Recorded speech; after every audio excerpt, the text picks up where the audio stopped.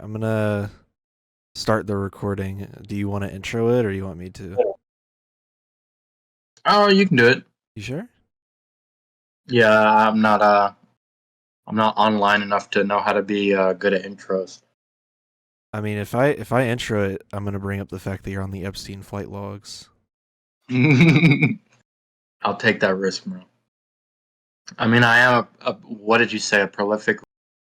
That is what I said the last time, and I actually cut it. That's the funny part. Damn. I afterwards I was like, maybe I shouldn't say this in the first 10 seconds of the episode. I had second thoughts. Digital footprint max. That was kind of my thought process behind it. I was like, maybe I don't want to ruin John's digital footprint Part of me and is mine. like, who cares anymore? Like, people get away with the most ridiculous shit saying online. Like, was cancel culture? Was cancel culture just a big lie? Because people are just saying whatever the hell they want. I mean, cancel culture is translated to, oh my god, I have to face the consequences of my actions. So Yeah, yeah. yeah. So I mean, we already know what it is. It's just people being like, oh my Mhm. god, I can't say the N word. I want to say it. All right, I'm gonna enter before we make more good jokes. I'm also gonna talk about the plane thing. I don't think you know what it is. The I have a passing knowledge of what happened. I knew there was like some kind of mechanical failure. I don't know the details of it, It but relates yeah, to we'll talk about. the Alaskan door falling off. Yeah, I wasn't it the 737 Max or was it It something it else? was just a normal 737 as far as I'm aware. Oh, But oh, okay. I have a twist that I don't think you know about. So I probably don't. I only know a little bit about that. So. all right, I'm gonna start it now. I don't know. I'm usually I like wing the intros. I'm trying to think of like a good new one. Shit. I don't know. You're on your own on that one. Just say, and we're back, and we'll get right into it, or whatever. I don't know. Hello everyone, welcome back to the podcast. We're live from the Lolita Express on the way to St. James Island. We're meeting up with Jeffrey Epstein. All right, Let's go. folks, let's go. um, so what do you want to talk about first? We'll go off your list first. I got so much. Well, what I wrote first, the first thing that came to mind was North Carolina, Florida, New Hampshire, and Tennessee all rigging the primary for Biden. Wait, what?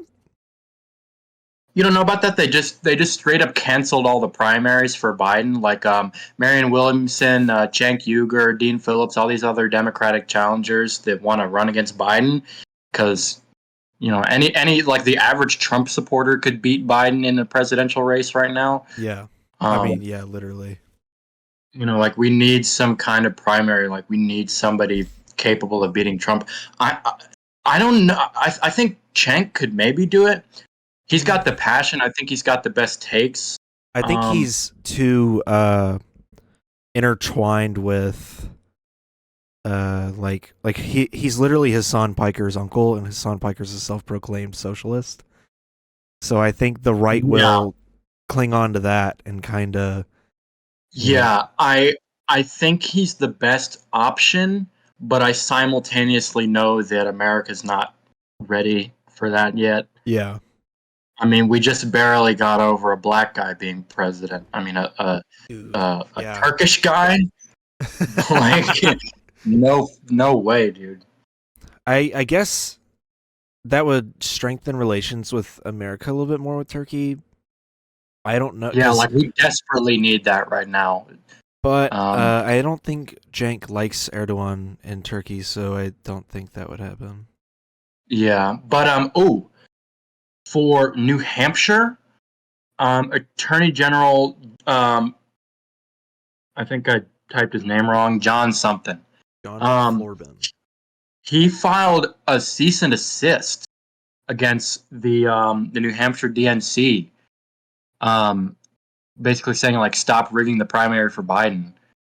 Um, I don't know where that's gonna go because like there hasn't really been any action on that yet. Is it Um, like the DNC's just not holding a primary?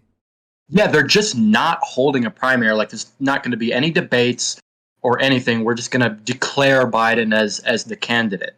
I mean, Um, they have every legal right to do that, but at the same time, it's been precedent to hold a primary for the last 50 years. So yeah, I get that they can legally do that. they're like, no, we need this old guy.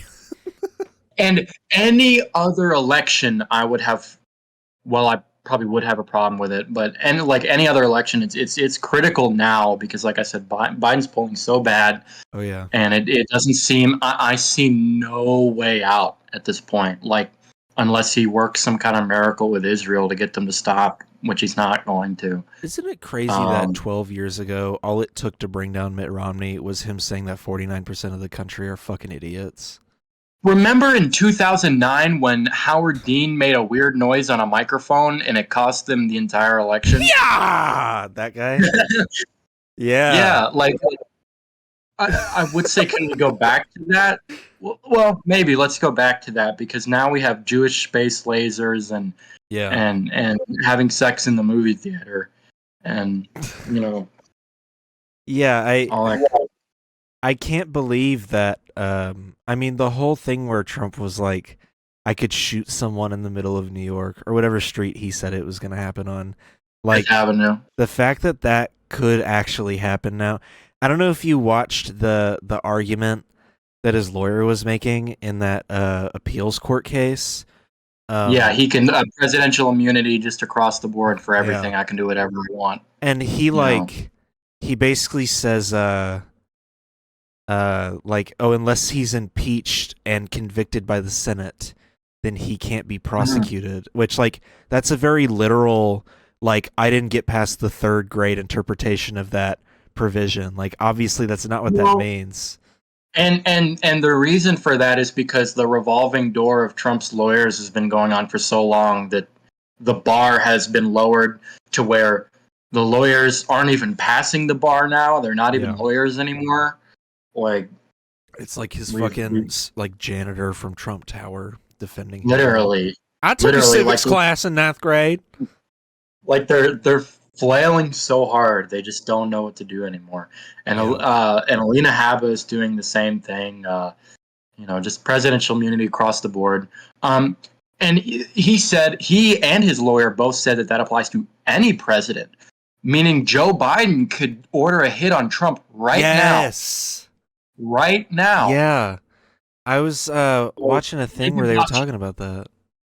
Yeah. So maybe watch out. You know, while there's a slim majority in the other two bodies right now. You know, because you're not too far off. I mean, I don't know the difference between you know, ordering a hit like that and being in prison for the rest of his life. I mean, it's going to be essentially the same thing, you know. I mean, realistically, he would just have to drone strike him, right? I mean, Obama got away with it. He could personally shove a knife in his neck. I mean, I guess it doesn't matter what he could do. Yeah. The whole precedent behind it is that when the president leaves office for any reason, if they've done something prosecutable, then you can prosecute them. And Trump is trying to argue that if you become president, you get immunity for the rest of your life. Oh yeah. And that's the thing because I mean the genie's out of the bottle now. If Trump wins, we get Day One Dictator, Project 2025, deploying the military to protests and to the border. He said he's going to deploy over 300,000 troops to the border. For what? I don't know. But if he wins, we get all that. Yeah. And Iran and, you know, everyone. If he wins, do we get a set of steak knives? And if If he wins, we get that, and if he loses, he's going to claim fraud, and we're right back to January 6th. So I honestly, this is going to be a controversial take for me. I want there to be another January 6th. I kind of agree. I I don't want it. I don't wish harm upon people in the government, but I think I want the consequences that the right received. That's what I want. Yeah, I want. Thank you for saving me, because I was kind of figuring out how to spin that. Well, that's what I was meaning, because like, you know, think about like how many of them have gone to prison, how many of them are bitching and whining on the internet, being like, I can't see my kids grow up because I was so idiotic and selfish. I stormed the U.S. Capitol over a lie. Like, all that stuff, and then now Trump is being federally investigated for his involvement, and if we got a second one, I mean, like, can you even deny it at that point? Like, can you even call it Antifa? Can you even call it a peaceful tour of the Capitol? Yeah, because he just, in a town hall, he just called the January 6ers hostages and that they should be freed. But so they should be freed, but they're also Antifa and BLM. Yeah. Like, what? They sure are. They're Trump-loving. They're Trump-loving Antifa BLM rioters. Exactly. Yeah. That love cops. Yeah. Just not again, the Capitol ones. Yeah, again, these are the law and order people. Yeah. Allegedly. I had this. Like, there at this point, like I said, the genie's out of the bottle. Like, there will be. It's not a possibility of political violence. Yeah. This year, like it's almost a certainty at this point. So, I mean, I'm calling it right now. There's gonna be. I don't know if it's going to be a high level political assassination or a if there is January 6th pogrom type thing. I mean, that goes right into Roger Stone. Yeah. You know, we have the audio.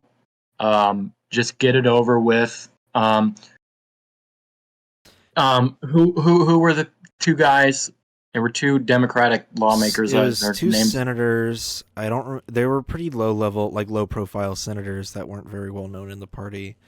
I should have written their names down, but he was like, we literally have the audio. Like 10 minutes before this interview, I was watching Luke Beasley, if you know his channel, and he had like the whole audio. Yeah.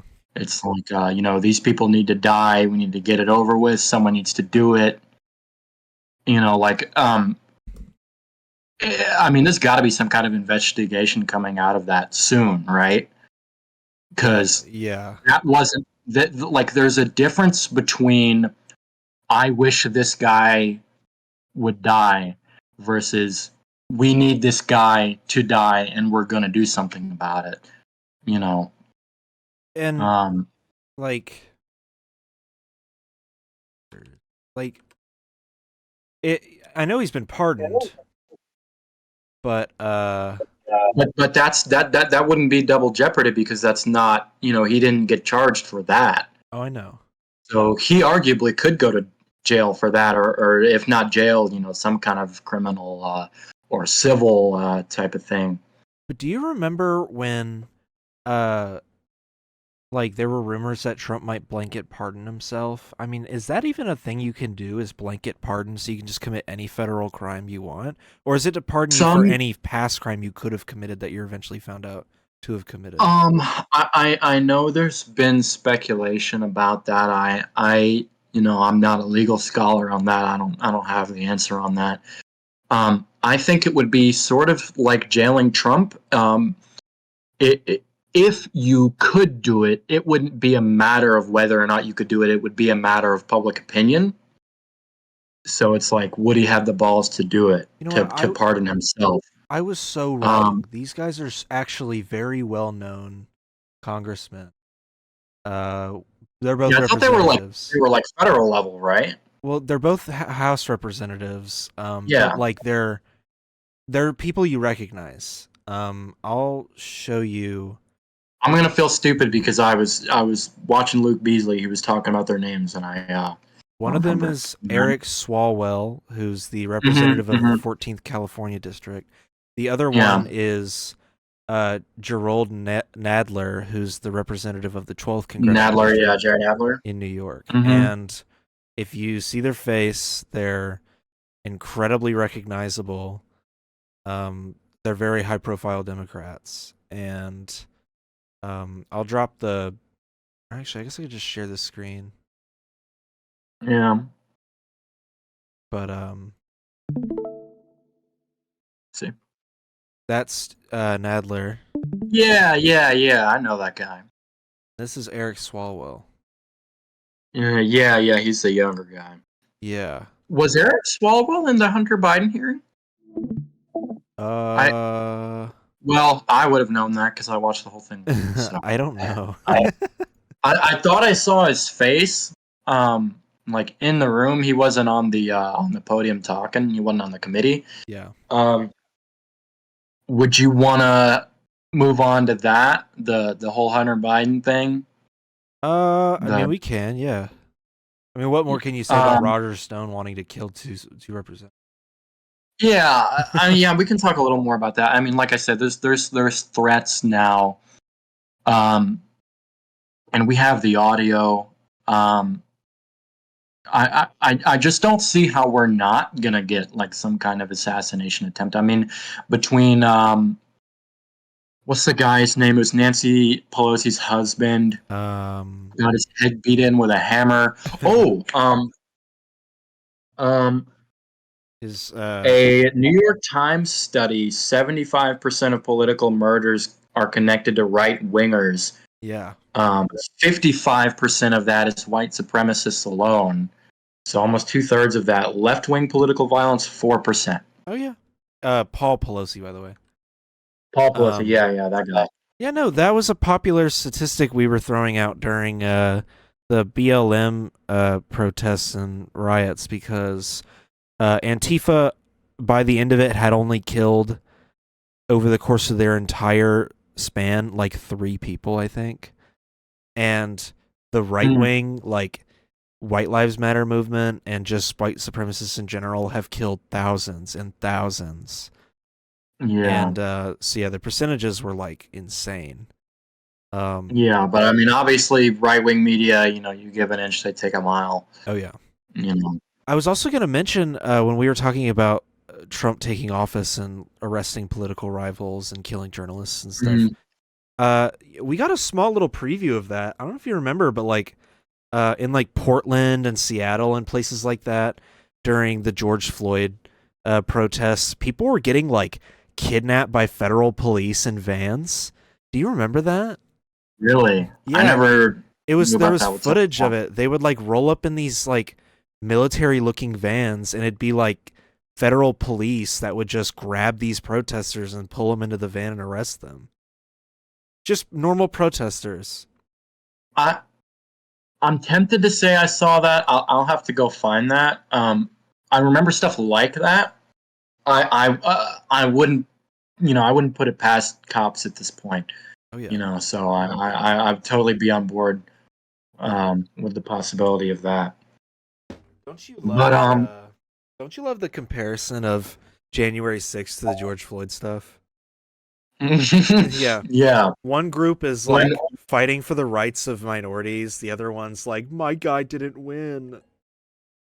Yeah, well, Unfair. it's like the Antifa, BLM, obviously, all of that was, you know, both both are similar in that they were sort of violent reactions against perceived injustices. Yeah. Perceived, that's the thing about January 6th, the perceived injustice, as opposed to the real injustice of the police brutality Murdering and all that. minorities.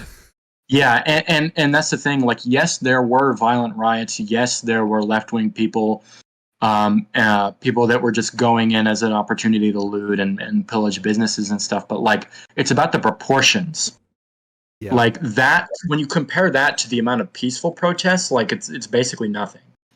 Yeah. You know, I don't have stats on that, but I mean, there were riots and protests in a very small proportion to non-violent protests. You know what I mean?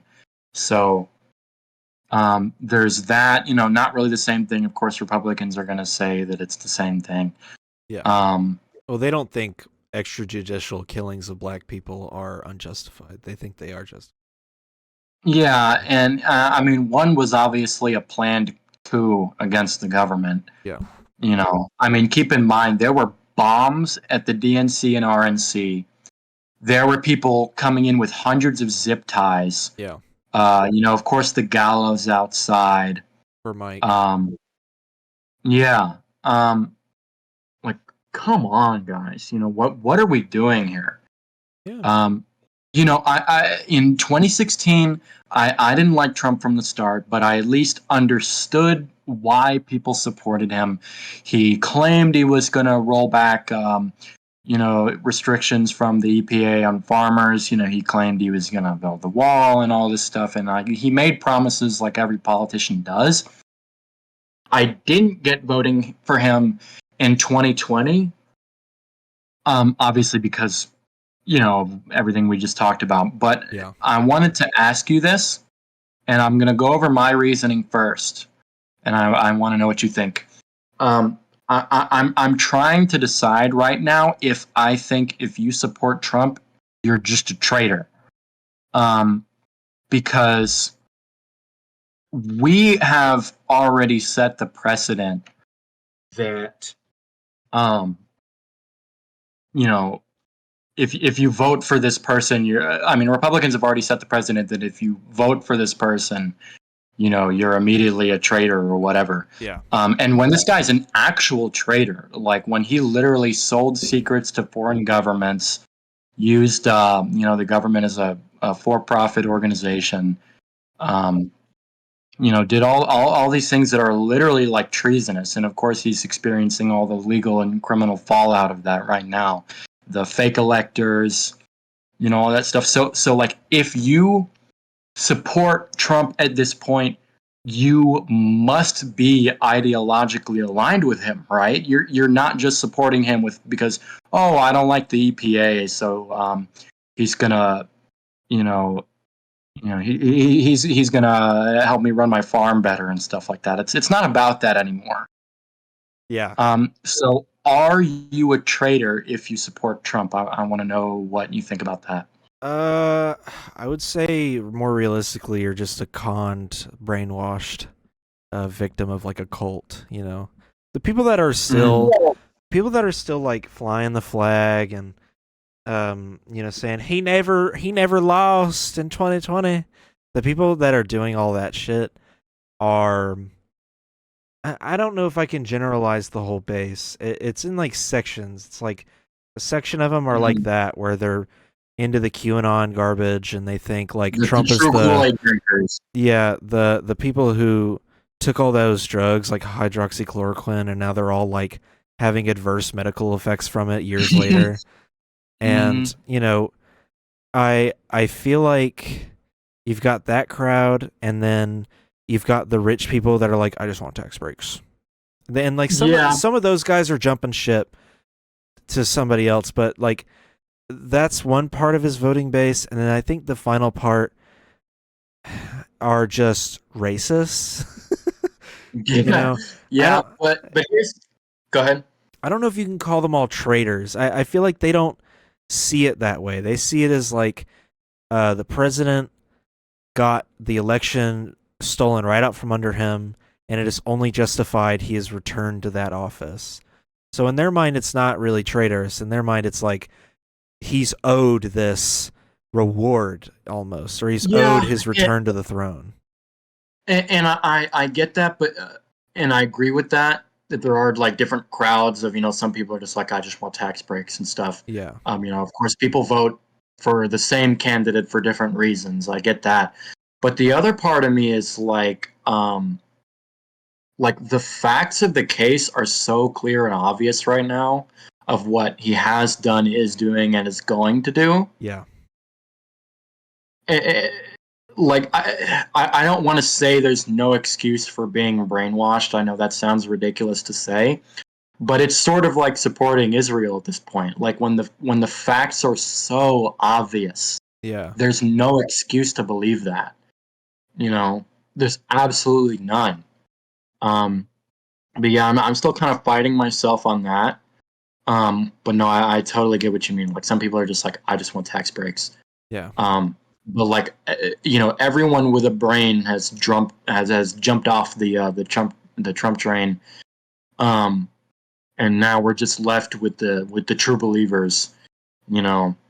A lot of them don't see the stuff we see. I've come to realize as I've gone along my political journey that I'm chronically online. So like a Oh lot of no, I am too. the shit where it's nobody sees what Trump is putting on Truth Social. I mean, any normal Oh, yeah, yeah, yeah. any everyday average Republican has no fucking clue what Truth Social even is, and Hmm. nor do they care. And then like, you know, any details about the cases he's in, either they think like oh, he's being targeted by the Democrats. It's a political hit job. Or they And, think yeah, he's probably guilty of like something.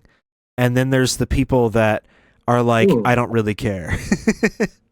yeah. Not all of them know about all the shit he has done that like really hurts his case in all of the trials he's in. I mean, the January 6th commission has so much stuff on him that we haven't even seen yet. The Fannie Hmm. Willis case in Atlanta uh hasn't even gone through. I'm sure there's a shitload of evidence with them, you know. They literally put fake electors in the election. They rigged the election in And Georgia. keep in mind, I think it was also in New Hampshire. There's another state that's considering new charges for fake electors that we haven't even seen yet. So I'm interested in where Whoa. that. I believe it was New Hampshire. Don't hold me to that because I wasn't sure. But we're not even done yet. And I think what's been unearthed now is only the beginning. If Trump's criminal trials are televised, which I really hope they are. I don't know why they wouldn't be. Like I don't even think that's going to be the start of it. The Georgia one's Um, going to be televised. it is. Yeah. Do we know when is that happening? Is it happening in the summer? You know when I that's going to happen? I want to say it's the summer. I know Fonnie Willis said she wanted it televised and that it will be. Yeah. Um Um, when does yeah, like that's we haven't even seen like the start of it.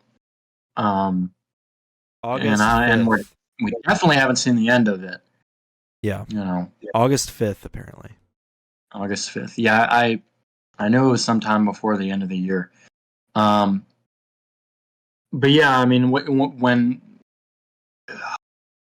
it's really hard because I get that these people don't even know what's going on, but in this age where you have this thing, a near infinite catalog of our knowledge and information right at your fingertips, there's no excuse not to be properly informed on these issues. You Yeah. know, there's no excuse not to be like, hey, I watch the same news program every day and I only get my information from one source. Maybe I should, be a little adventurous. Um, like as intelligent human beings, we're just all obligated to do that, I think. Um, I'll make exceptions for people who are in like very remote areas and they don't have phones and there's only one radio station. I've been to places like that, um, and so I can kind of get it there. And that's what is crazy that the people that support Trump the most are the most disconnected from the rest of the world. Yeah. You know, and I don't mean that to be like a suburban elitist. All these goofy farm people. You know, But but it's all these old people who Do you remember growing up when we were told, "Don't believe everything you see on TV"? Yeah. Like, I used to make that argument that the excuse of like, "Oh, you have one of like these in your pocket, why don't you use it?" And now I'm realizing that the more they use it, the more wrong shit they read. I know people that when the Epstein list came out, like a couple days prior to that, they all thought the real list came out. I like knew people that would be like, "Did you see Obama was on the list?" And it's like a physical list of people. I'm like, I don't know if you know, but the list is not going to be a list. It's going to be court Yeah. documents with names we Yeah. can Even look then, for. like he didn't have a list of phone numbers on speed dial for to ship little girls to. Dropping Like, tonight, the Epstein yeah, just Rolodex. yeah. I get that just because somebody was on that list doesn't immediately implicate them, because a lot of it was like addresses and stuff. Like who actually lives here, when were they living here, you Yeah, know. a lot of it's Um, like testimony. yeah. Um, oh man, Fox News like put up like a graphic of all the like notable people on the list. Trump wasn't in there, even though he's mentioned like I think like 200 times or something. Hundreds And of times. Yeah. yeah, but guess who they did put on that list? They put George Lucas because there's one mention of George Lucas where the Because he didn't guy like Bush. he literally goes, "Did you see George Lucas there?" No. And that's the only time he's mentioned in the entire court document. Yeah, and I know where George Lucas is politically. I mean, I've watched Star Wars, so I can tell. Anti-imperial Um, dude. Yeah.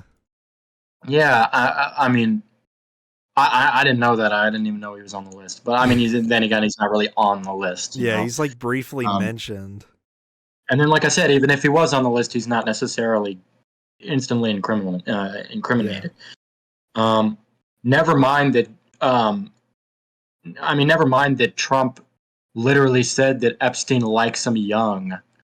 You know, never mind that. Never mind that when he was judging those pageants in the '90s, he would just walk in on naked underage girls, um, and that Epstein pressured these girls to kind of come up to him and talk to him while they were, topless and naked. Never mind all that. George Lucas, you know, Star Wars man. yeah, He's I on the hate list. Star Wars. Did I Yeah. I don't like Star War. Um so wasn't there like an accusation in the court filings that Trump, or it wasn't even an accusation, it was like testimony that someone gave that Trump like raped a 13-year-old girl? I don't know anything about that. I honestly wouldn't put it past him because of the stuff I just said. Um, I mean, I'm sure that'll come out. Um, Or that actually might be an older defamation case that oh, I know what it is now. There was a defamation case from a while back that was dropped because the victim was being threatened. yeah, I think And that wasn't that E. Jean Carroll. Was that another one? I don't I think that remember. was E. Jean Carroll because I remember when E. Jean Carroll recanted her statements Yeah. and then came and then flipped again and said I was pressured to do that. Yeah. Um, but then again, that might not be because that might have happened multiple times. He's already threatened judges, witnesses, jurors. You know, he's just threatening everybody. So I wouldn't put it past him that he's done that multiple times. So I mean, this Yeah. this dude is this dude is a mobster. Like Oh yeah. this is mob shit. You know, um, he associates himself with people like Roger Stone who literally want to murder their political opponents. Trump literally wants to murder his political opponents. You know, Yeah. but like, what do we do when we're stuck between this guy and a guy who might not even live to the next election?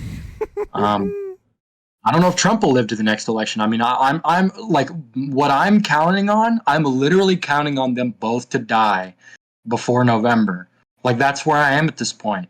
Yeah. Because Trump's a mobster, Joe Biden's funding a genocide. He can't win.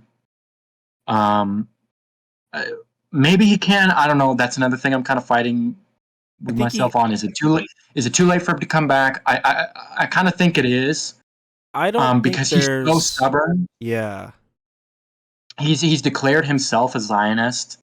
Um, you know, which is crazy. he says in what was that church that got shot up that he just went to? Oh, where they did Um, the walk-in when the Dylan was shot protest. up.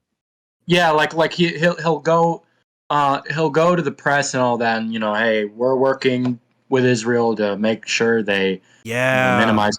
But I mean, but Israeli officials have come out saying that we know Biden is just kind of wagging his finger at us. We know that he's giving us the green light to flatten Gaza and make way for Israeli settlers. Sweep the rubble aside. Israeli real estate companies are already running ads for beachside properties in Gaza. Like, what the fuck are we doing? You oh my know? god. Yeah, like they're, while we're on that topic, I mean, Yemen. um, yeah, Yeah. it's always the only excuse for Israel you'll ever hear from the Israel crowd is but Hamas, but Hamas, but Hamas. And they all ignore the fact that Israel's absolutely terrible treatment of Palestine for decades is what led to the rise of Hamas in the first place. It's just like bin Laden. It's just like 9/11. When you create a permanent police state like this, you breed resentment and hatred that will turn into terrorism. Yeah. You know, um, so all I would say to Biden is keep ignoring it, and when Trump wins, when he wins, maybe then he'll look back on, maybe I should have been a little tougher on I think he'll Israel. be dead. Yeah, You I don't know? know if he'll have enough time to look back on it necessarily. But yeah, let's talk about Yemen. The Houthis. I'm going to say it on this particular issue, on the micro level, they're right.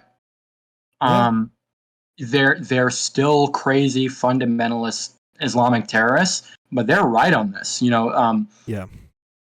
Um, I mean, obviously they've been attempting to shoot civilian shipping vessels. That's never okay. But the reason that they're doing it is because Pressure. they realize that the entire world is doing nothing. Yeah, it's to put pressure on the Absolutely Western. nothing. It's put pressure on the Western powers. It's actually crazy the uh, Operation Desert Storm style attack we've done on Yemen now, where it's like Oh yeah. us, the UK, and other Western forces all being like, let's just go fucking blow up another country, dog. Like, Yeah. all because they side with the Palestinians. Like, how insane is it? That. They're literally just handing the presidency to Trump on Yeah. a fucking But platter. but here's the problem is that he's going to take office and he's going to just continue to let Israel do whatever it wants. Yeah. Yeah. And Trump's even worse. he put the fucking embassy in Jerusalem. Yeah. I mean, Trump's even worse on that. But then again, those aren't the people that are, they're not necessarily going to Trump. They're going away from Biden. Yeah. A lot of people are talking about staying home. So those aren't the people that are going to directly contribute to Trump winning. But I mean, when you leave us with a guy that is coming on like a century old, can barely walk, can barely speak. He's a Zionist. He's funding a genocide. When that's the only guy you have, and in several states you're canceling primaries, preventing candidates who actually deserve the presidency from even running, Yeah. Trump wins. Yeah, it would be a really boss ass move. And here's What? what I would do if I was Joe Biden, because I think this would be sick. I would die. That's my first step. But I would make sure that before I died, Kamala knows who to appoint as vice president, because no one takes the vice presidency after the president dies. The president after him chooses who becomes the vice president. So, like that's why like the vice president under Nixon that resigned, That's why he was replaced by Gerald Ford. And Well, that's the problem. Is Joe Biden is so delusional he doesn't even think he's old. so You know. he dies, right? Because Yeah. death comes for us all.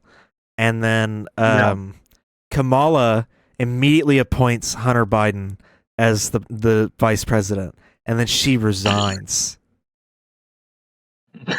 Yeah. I How think that would be great. awesome!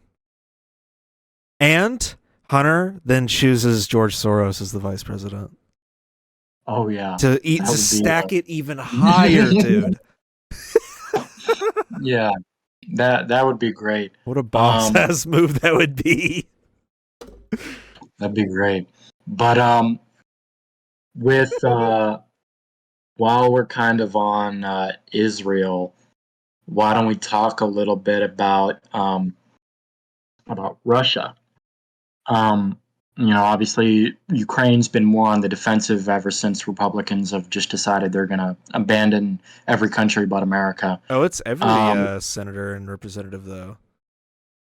It's the Democrats Yeah, too. The Democrats are more for Ukraine. Yeah. They're all for Israel. I mean, they're all bought by AIPAC. The Democrats are the reason why the Ukrainian aid is even still in the bill in the first place. But overall, they're all cool with just slashing the funding. Well, yeah, and I mean, it doesn't just end at Israel doing a genocide. I mean, Putin is going to look at what's happening in Israel.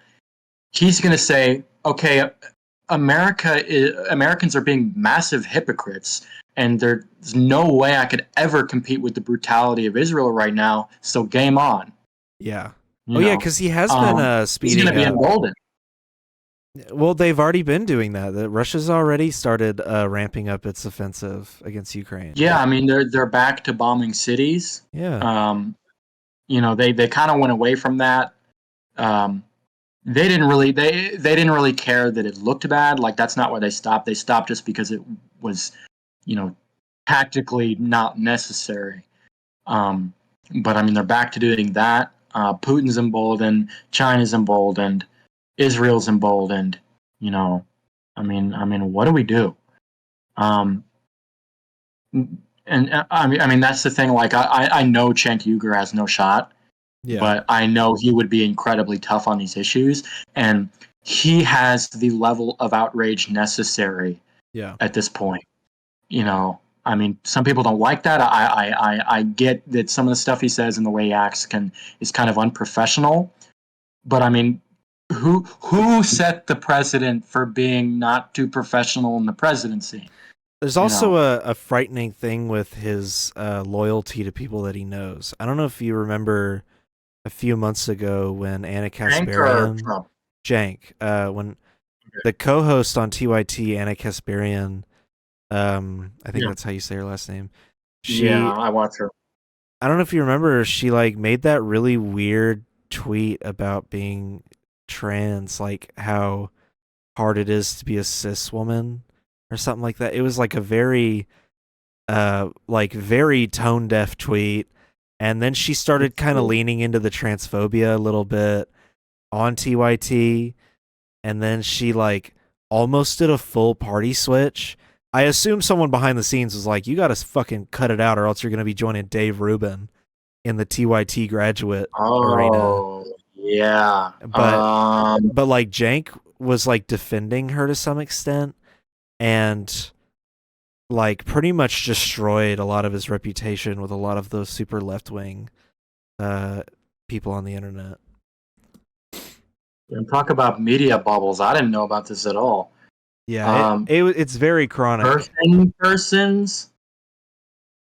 Yeah, birthing persons. She hates the term birthing persons. Yeah, I found the tweet. I don't know about that one. I found the tweet. It's funny because I just started watching her, so fortunately my horse isn't all the way in the race, so it's not too late to pull out of that. She said, "I'm a woman. Please don't refer to me as a person with a uterus, birthing person, or person who menstruates. How do people not realizing how degrading this is? You can support the trans community without doing this shit."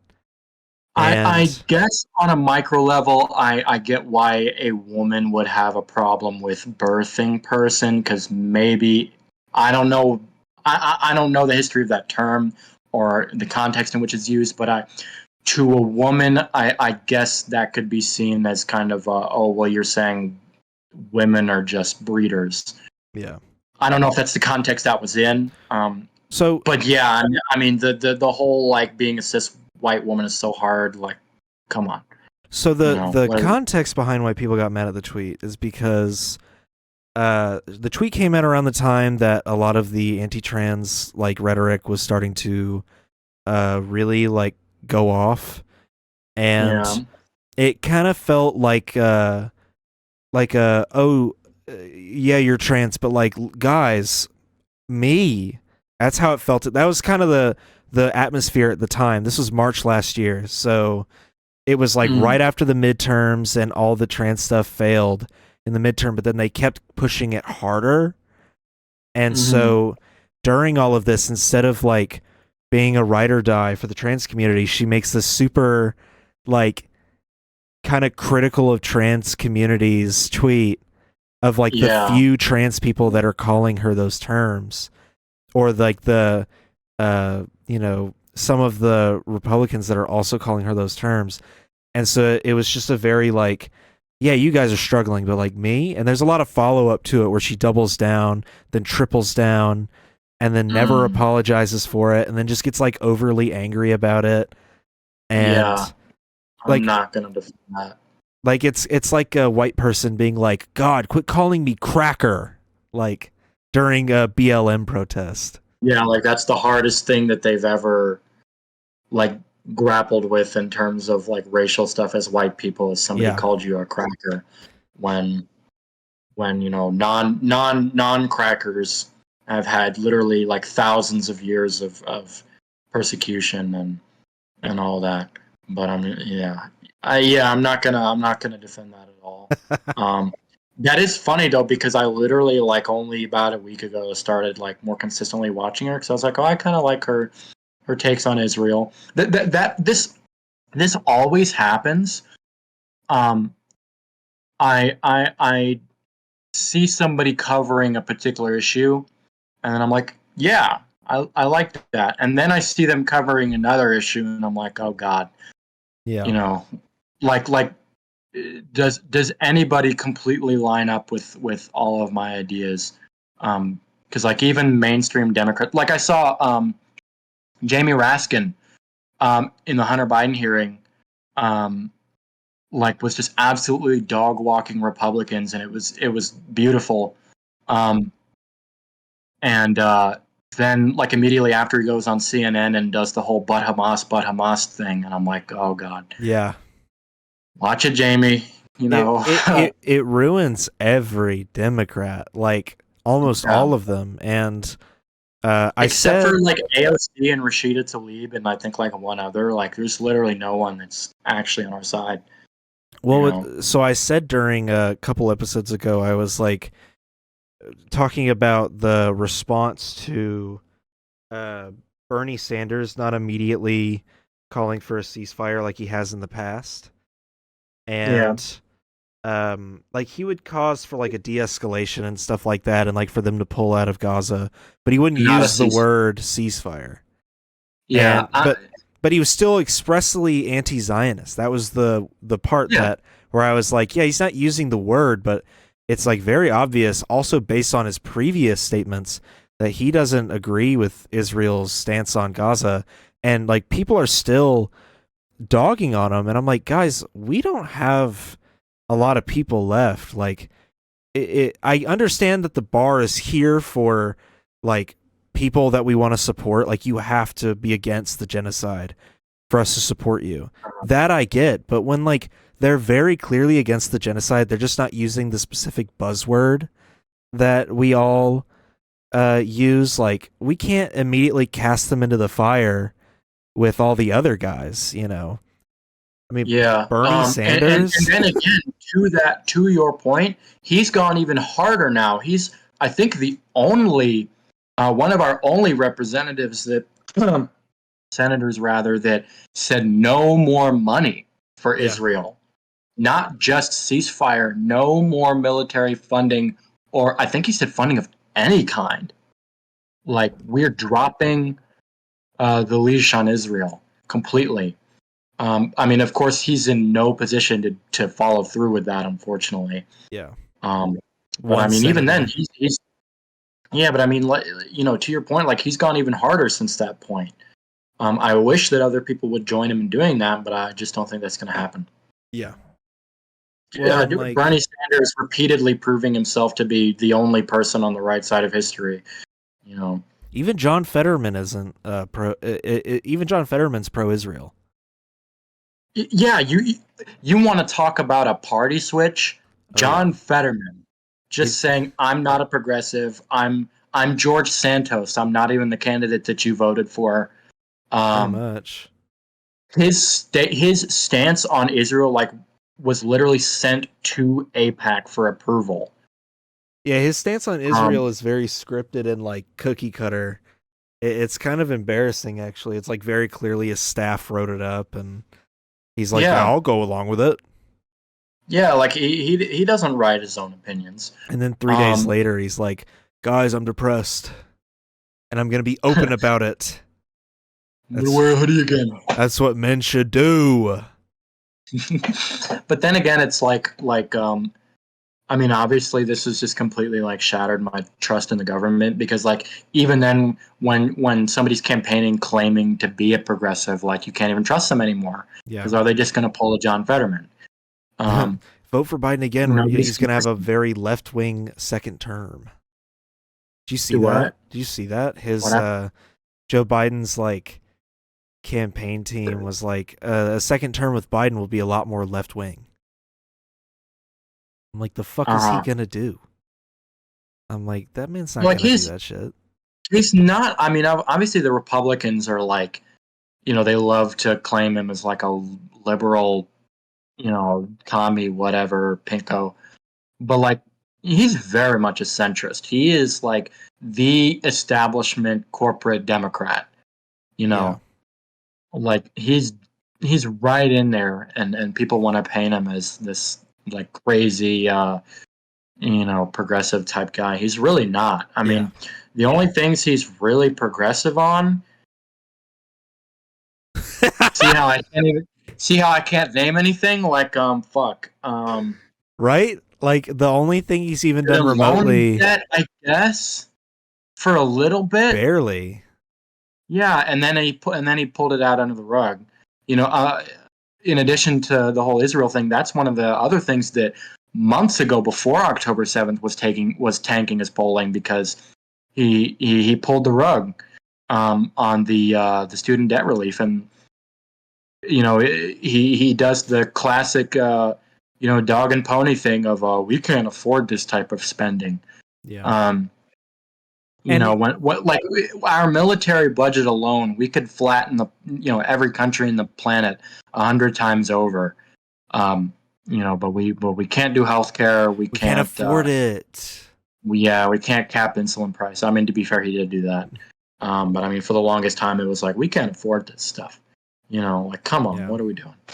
Yeah, I've thought about it for a while, and I've been like, I've seen people doing that whole vote blue no matter what shit. Basically, like, immediately as a counter to the, but he's funding a genocide. They're like, but vote blue no matter what, because the option's Trump.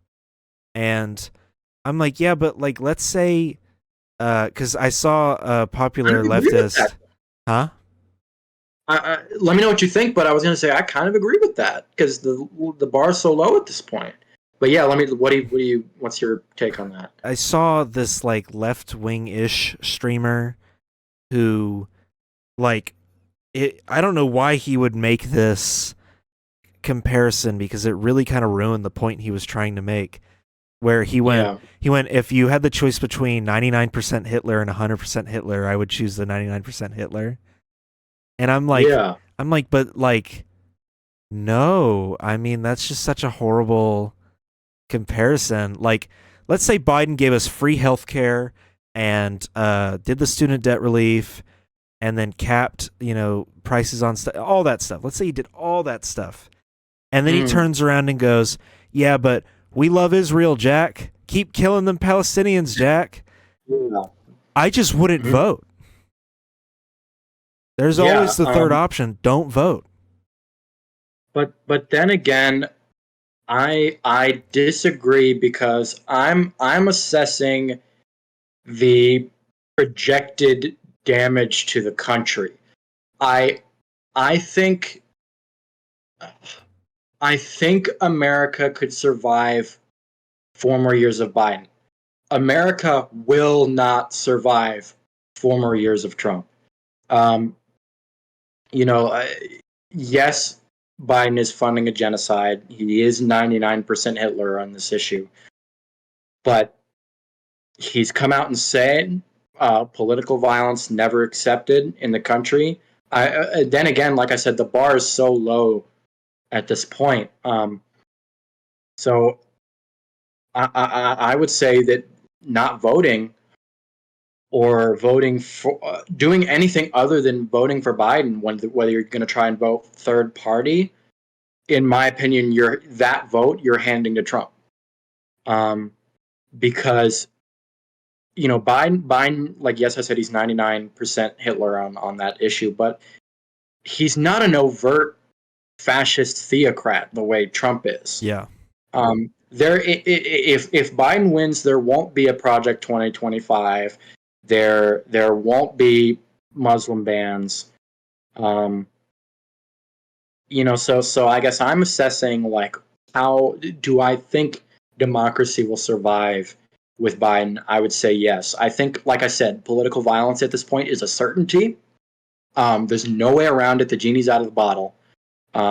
With January 6th, like I said, if Biden wins, Trump's going to claim fraud, and we're right back to January 6th all over again. Yeah. And if he doesn't make the primary, which, I mean, he will, he's going to do the same thing. So, like, even that potential third option that might happen, like, let's say maybe he doesn't win the primary, maybe Nikki Haley takes it, with one state somehow. But, like, if you're not voting for Biden, I would say you're helping Trump win, because, like, I think the whole I'm going to vote third party thing is kind of a joke. Well, voting third party is stupid anyway. Yeah, because, like, yes, I would like to vote third party in plenty of cases, like with Bernie. But it's like when we got to play the game here. I feel like in a way though, it's kind of punishing the DNC, because if Biden wins a second term, and yeah, it's gonna avoid the fascist president, but then what? We're just gonna have like a fucking lame duck president who's not gonna do anything. What incentive does Biden have to do left wing stuff if he doesn't have to get reelected? And with the DNC, it's like, oh, well, now they just get to sit back and relax for 3 years before they have to put up another candidate, and they're inevitably going to fuck that up. And the only thing that's going to save us from Trump that time is if Trump dies. So, yeah, I was literally going to say that. I was going to say that's where I go back to me banking on both Joe Biden and Trump dying, hopefully by November. So, I mean, I don't know what to do at this point. I don't know what we're doing. I had something else. Oh yeah, by the way, with Trump, if he, I was talking about if he loses, he's going to claim fraud. Yeah. He's already setting up the framework right now by saying that Democrats are flooding illegal immigrants into the country and registering them to vote, even though how you vote is obviously you come in legally, you pass a citizenship test, and then I believe it is 7 years of residency, and then you can vote. You know what's crazy is that New York tried to... No, go ahead, actually. So, I mean, Biden flooding the country with immigrants to vote in 7 years to win an election in a few months, you know. But no, what were you gonna say? So, it's actually really funny you mentioned that because there's an episode I did towards the end of last year where it was 45 minutes of me watching a Joe Rogan clip that's like 4 minutes long, and it was about Mhm. voting rights. Joe Yeah. Rogan brought up the New York state law that was attempted to be passed, where they would have allowed permanent residents who happen to not be full citizens to vote in municipality elections. And he thought it was illegal immigrants coming into the country and voting for the president and Congress.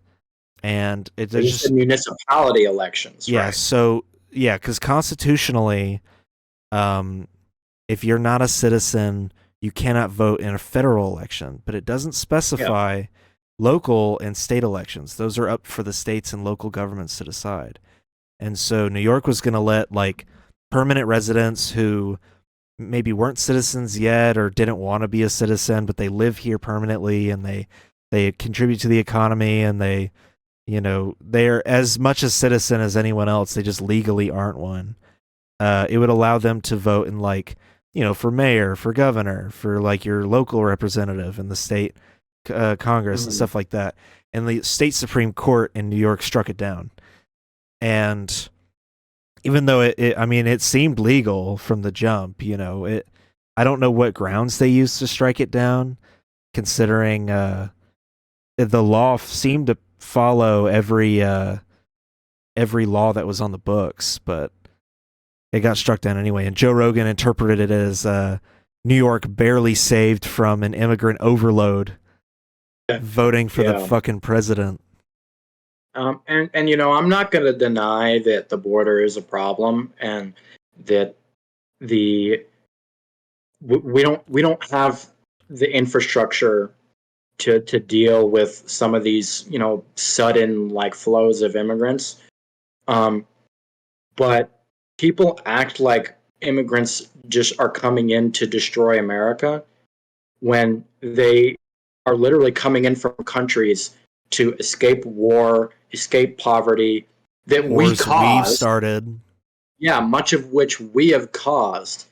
And then so when they want to come over here, I mean, some of these people walk through like the jungles on foot for hundreds of miles to get here. And then they're waiting for what, 10, 20 years to finally be citizens? Yeah. And I mean, we need to invest. I'm not going to say we need to just do what Trump is wanting to do and just like hold. I mean, he basically wants concentration camps at the border. Just holding them right there and not even worrying about the infrastructure. I mean, it's one step short of like a tent city in the Sinai Desert for Gazans. Yeah. Like it's one step short of that. I think the solution to the immigrant crisis and the refugee crisis at the border, I feel like would be fixing all the infrastructure around this country, building homes for everyone, but also like affordable housing for the impoverished. Asylum seekers have every international right to enter this country, so might as well prep for them. Especially why? Go ahead. Especially in countries that we've ripped apart from the inside out, and destabilized the shit out of. It's like it feels wrong that you don't then let the citizens, come to your country. I mean, if you want a satellite state so bad that's just like America, why not let them live in the actual country?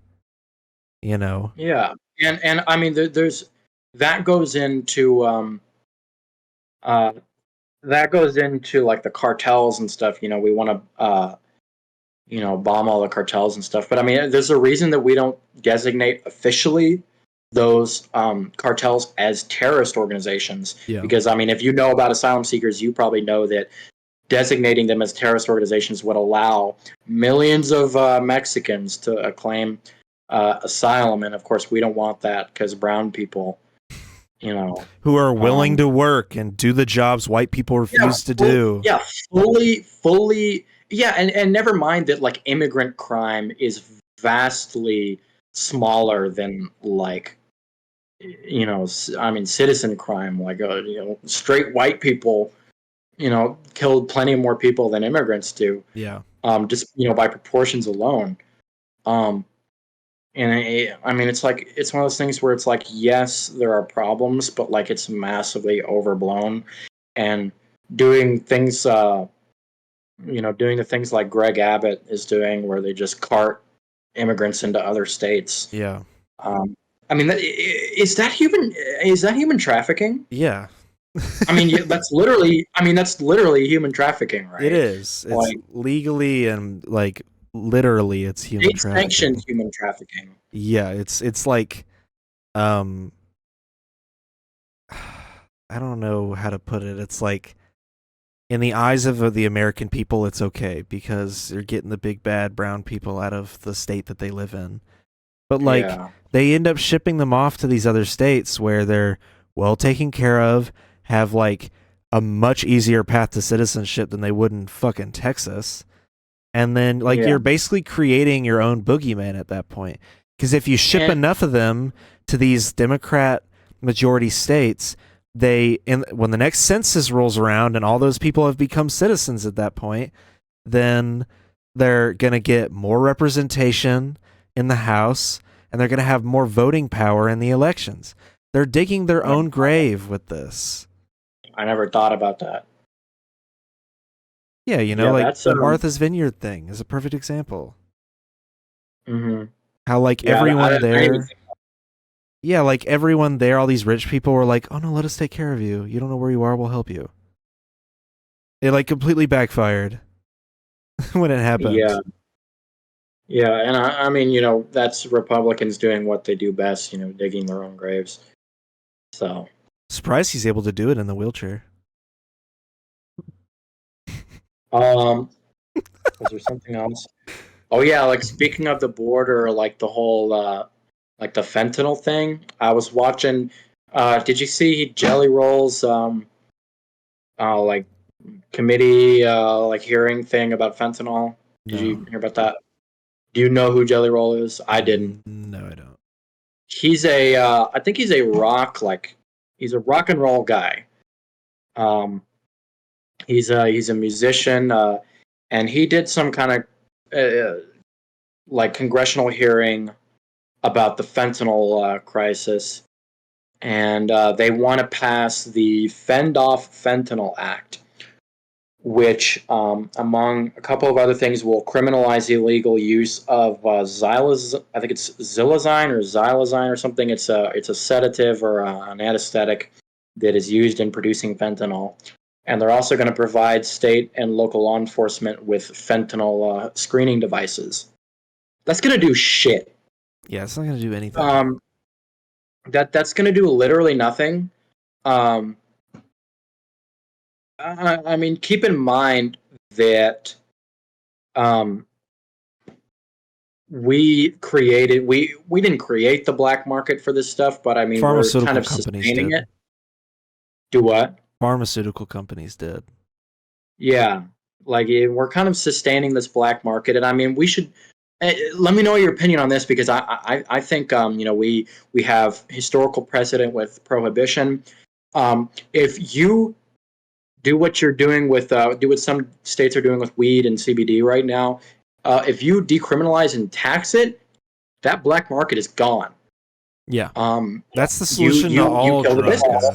That's the solution to all drug problems, is that if you decriminalize it and tax the shit out of it, then you basically eliminate, not fully, but you eliminate the majority of the problems with drugs in this country. And and the tax margins, I'm going to be real picky on that. I don't think they should be taxed that high, because then if you tax them too much, people, everything's going to be so expensive that it's going to be cheaper to buy stuff off the street anyway. So, and of course the politicians aren't going to see that, because they see money. Oh yeah. So even then, I think like that theoretically works, but I don't think it's going to be executed correctly. You know what you need to stop doing? What? We need to stop announcing shit. If we just quietly forced pharmaceutical companies to stop producing fentanyl on an official level, then how quickly do you think they would catch on? Yeah. Well, and there's the other angle of it is China, which I mean, yes, they are facilitating um, and kind of sustaining the flow of fentanyl like internationally. Yeah. But keep in mind, like it's like the whole thing with immigration, where like it was kind of America's fault in the first place. Yeah. I mean, you can say what you want about things that happened 100 years ago, but China literally sees the fentanyl crisis as revenge for the opium wars. That's pretty funny. And like I said, I'm not going to excuse that. It's still absolutely unacceptable. But I want to dispel the myths that they just hate Americans because I hate our freedom. Yeah, well, I mean, in a dictator state like China, I mean, maybe they do hate freedom. They hate our freedom. And yeah, I mean, you know, at least with China, maybe they do hate freedom a little bit, but they don't just, you know, Bin Laden and Hamas didn't just wake up one day and decide, "Ooh, I'm gonna be evil." You know, what can I know I'll start throwing some planes at buildings, or I'll hang glide into a music festival and shoot into a crowd indiscriminately. You know, the people who hate America didn't just wake up one day and hate America. You know, I mean, there's been decades of, you know, like systematic oppression. And that's not saying like we agree with the victims of those acts. It's just more of we understand why they happen in the first place. Well, that's the thing. I mean, people are deliberately trying to blur the line between like explanation and excuse. Yeah. Like, you know, people want to like, you know, put that all in the same lot. Yeah, it's we're not saying like, oh, they had to do 9/11. We're saying like it made the reason behind why they did 9/11 logically makes sense. Like it would have been it would have happened eventually. Yeah. I mean, it would have happened eventually because, like I said, when you do this to people, you create terrorism. I mean, with it back to Israel, I mean, how many Hamas members are they creating right now? Yeah. You know, how many kids are going to look at the bodies of their families who've been smashed by U.S. bombs and think, I have nothing to lose and I'll do anything to kill an Israeli? You know, you know, how many people are going to think that? And it's one of the things, like, you know, back to Israel, like when the bombing stops, and it will, you know, then what? We've already proven that this state, Israel, you know, we created a state for Israelis, and they used the fact that, yes, the Nazis did commit genocide against them, or they tried to. Well, they didn't try to. I mean, they did. Yeah. Well, they tried to, in that they didn't. Valiant effort, guys! You almost did it. Yeah, I mean, they tried to, and that they didn't fully succeed. Thank God. Yeah. But now we have Israel that's using that historical fact to create a victim complex to justify doing whatever the hell they want. So what do we do now for Gazans? Do we create a state for Gazans, and then in 100 years, when they start, you know, if they learn the same lessons that the Israelis learned from the Nazis, what do we do then? I mean, and we can't bring them back to Gaza because there's no Gaza to be brought back to. Yeah, I think the UN just officially classified Gaza as uninhabitable, didn't it? I believe so. Yeah, I mean there's literally nothing but rubble. Like, I mean, there's nothing to go back to. There's the West Bank, but the problem is that, I mean, my solution's always been... The West Bank isn't very much better. Oh yeah, it's like scattered little islands with checkpoints connecting all of them, but like Yeah, My I solution's mean, yeah, they're always not been Gaza, but yeah, my solution's always been to join the state as one. So it would be yeah, I've seen different proposals. I've seen people saying we just call all of it Israel and we have them all live like peacefully together. Obviously, it would be like America where there are still racists here, but you know, I even agree. though I think I agree. I think I don't know if it's the most likely. I think people. I think like if we're judging the optics of it, I think we're more likely to have um well, are we more likely to have a two state if we're Israelis going to absorb Gaza anyway? yeah, we're more Um, likely to have a one state by force, and it's just going to involve yeah, killing like all the I thought about that, and I'm like, wait, never mind. Um, but yeah, I think one state. Call it Israel Palestine, call it Palestine, whatever you want to call it.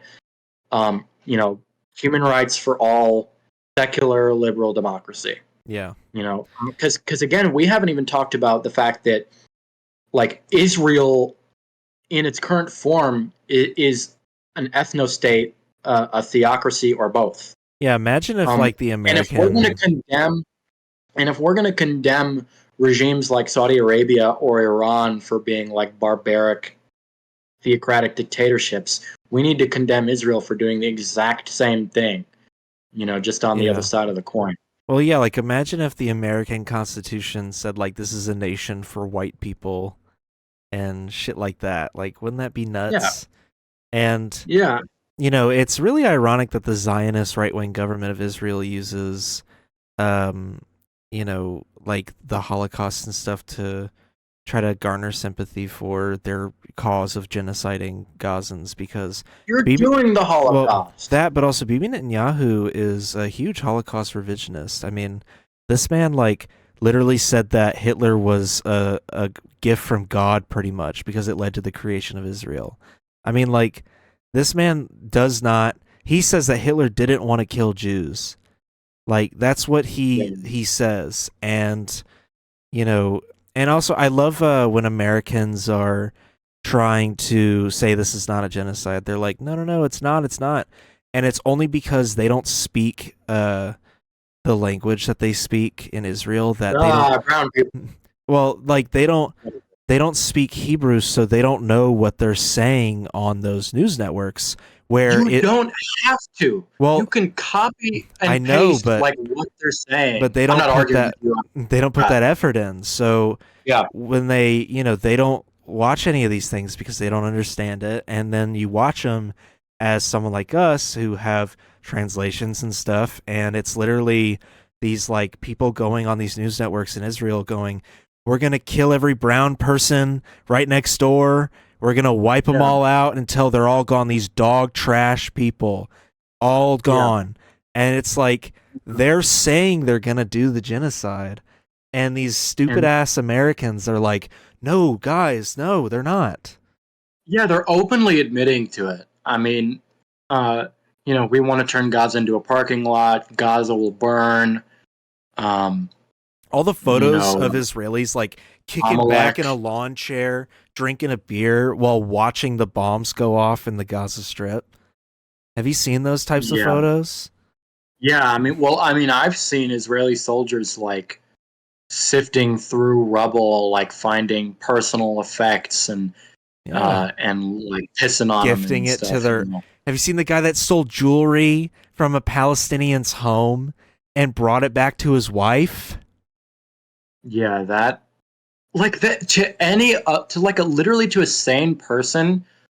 Like if I did that to my girlfriend, if I went to Gaza and got a necklace from a dead person and gave it to her as a gift, like that would end the relationship.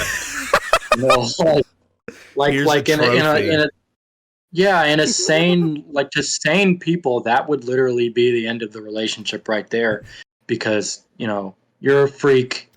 You know, why did you give me a dead person's necklace You know, Hobby as a Lobby. trophy? Hobby Lobby technically did that. They stole like a fucking ancient tablet from Iraq or something during Really, one of our invasions. Do you know about that? really.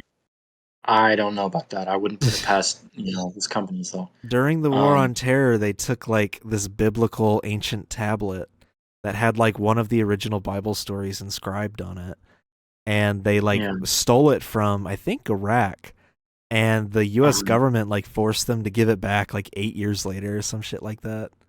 well, that's just like how all like the artifacts from like these ancient like tribal Yeah, societies and stuff, like all of these artifacts from like long lost like civilizations and stuff are all in like England. yeah, in like a Like, museum. yeah, like they're all in England. They've all been like stolen. And You all the know. British Um, like bitch and moan that they want that they want it back, and it's like it's theirs, yeah, man. yeah, it's literally their shit. Like So if you're so like, why are you so attached to that? right, it's like, dude, you look at it, then you leave. Like, why do you want it? Literally, like that's it. We It's conquered those not. guys. That's why we want it.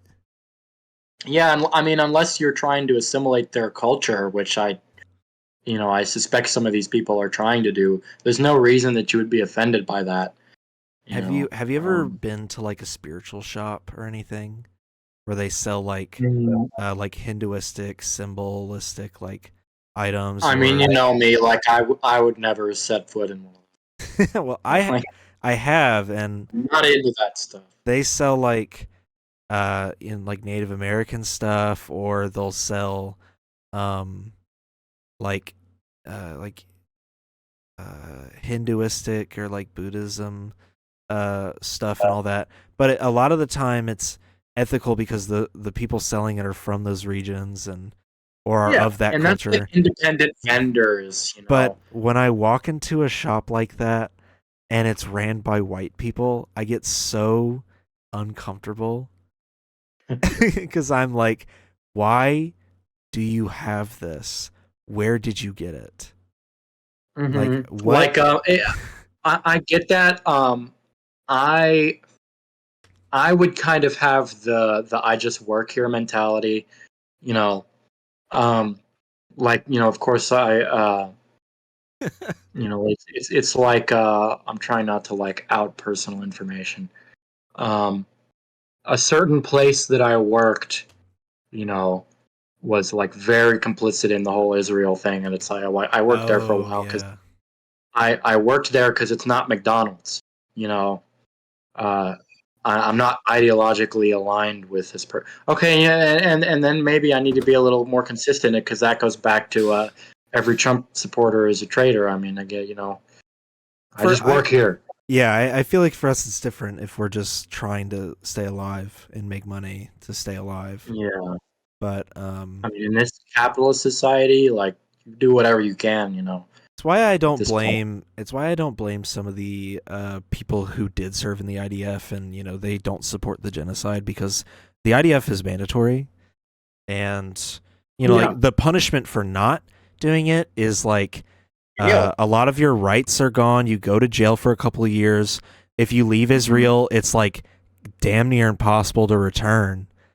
And there are a Yeah, lot of consequences that are very difficult to like comprehend as an 18-year-old, who's grown up in yeah. this country that has hammered it into your head. You have to join the IDF. You have to enforce this occupation over the two sides of the country. It's very hard to, if you're 18 and you're able to look past all that and realize it's wrong and then have the courage to not go to the IDF.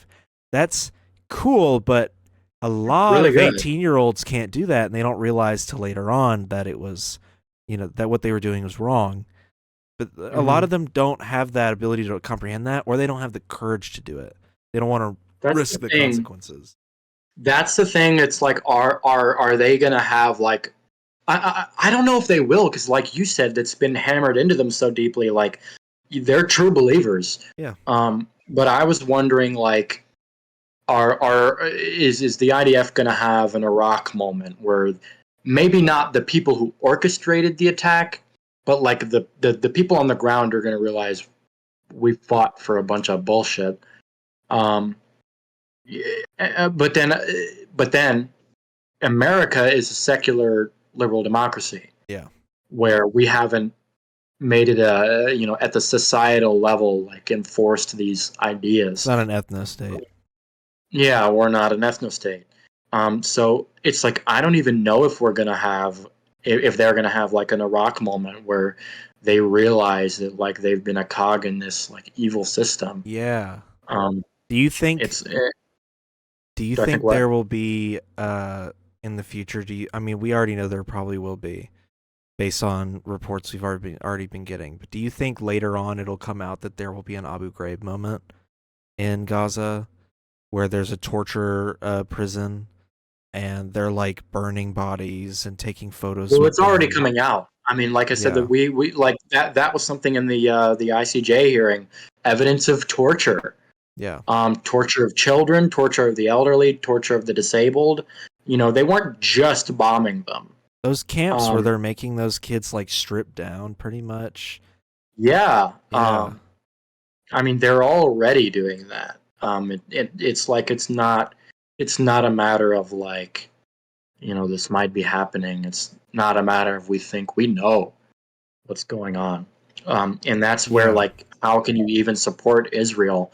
Because like Trump, even if you eventually change your mind, part of me, I would say better late than never for people to come around.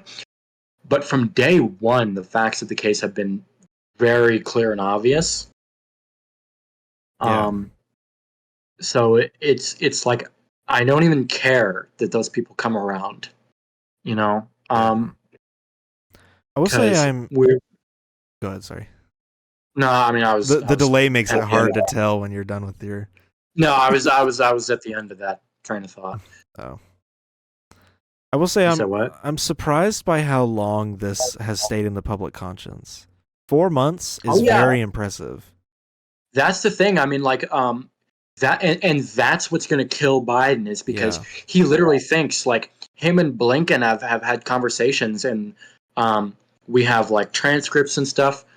Um, they are banking. They don't just think, they are banking on the fact that this fades out of public consciousness Yeah. before the election. I'm gonna tell you now, it's not going to. People do not forgive this. We will not forget it. I No. remember when Russia invaded Ukraine, and I said at the time, I said, the only reason why people care about this so much is because the people being attacked are white. It doesn't make it right. It's just that this is the reason why so many people in America care about this invasion, and it's because the people living there are white Europeans. And Mm-hmm. what was interesting about that is that it stayed in the public conscience for about 2 months, and people, the most effort they'd put in is keeping the flag in their name, and the occasional mention of it being in some spending bill where we're sending money over there. And with this I war, love I seeing mean, pro-Israel people getting ratioed in absolutely every comment section on the internet. yeah.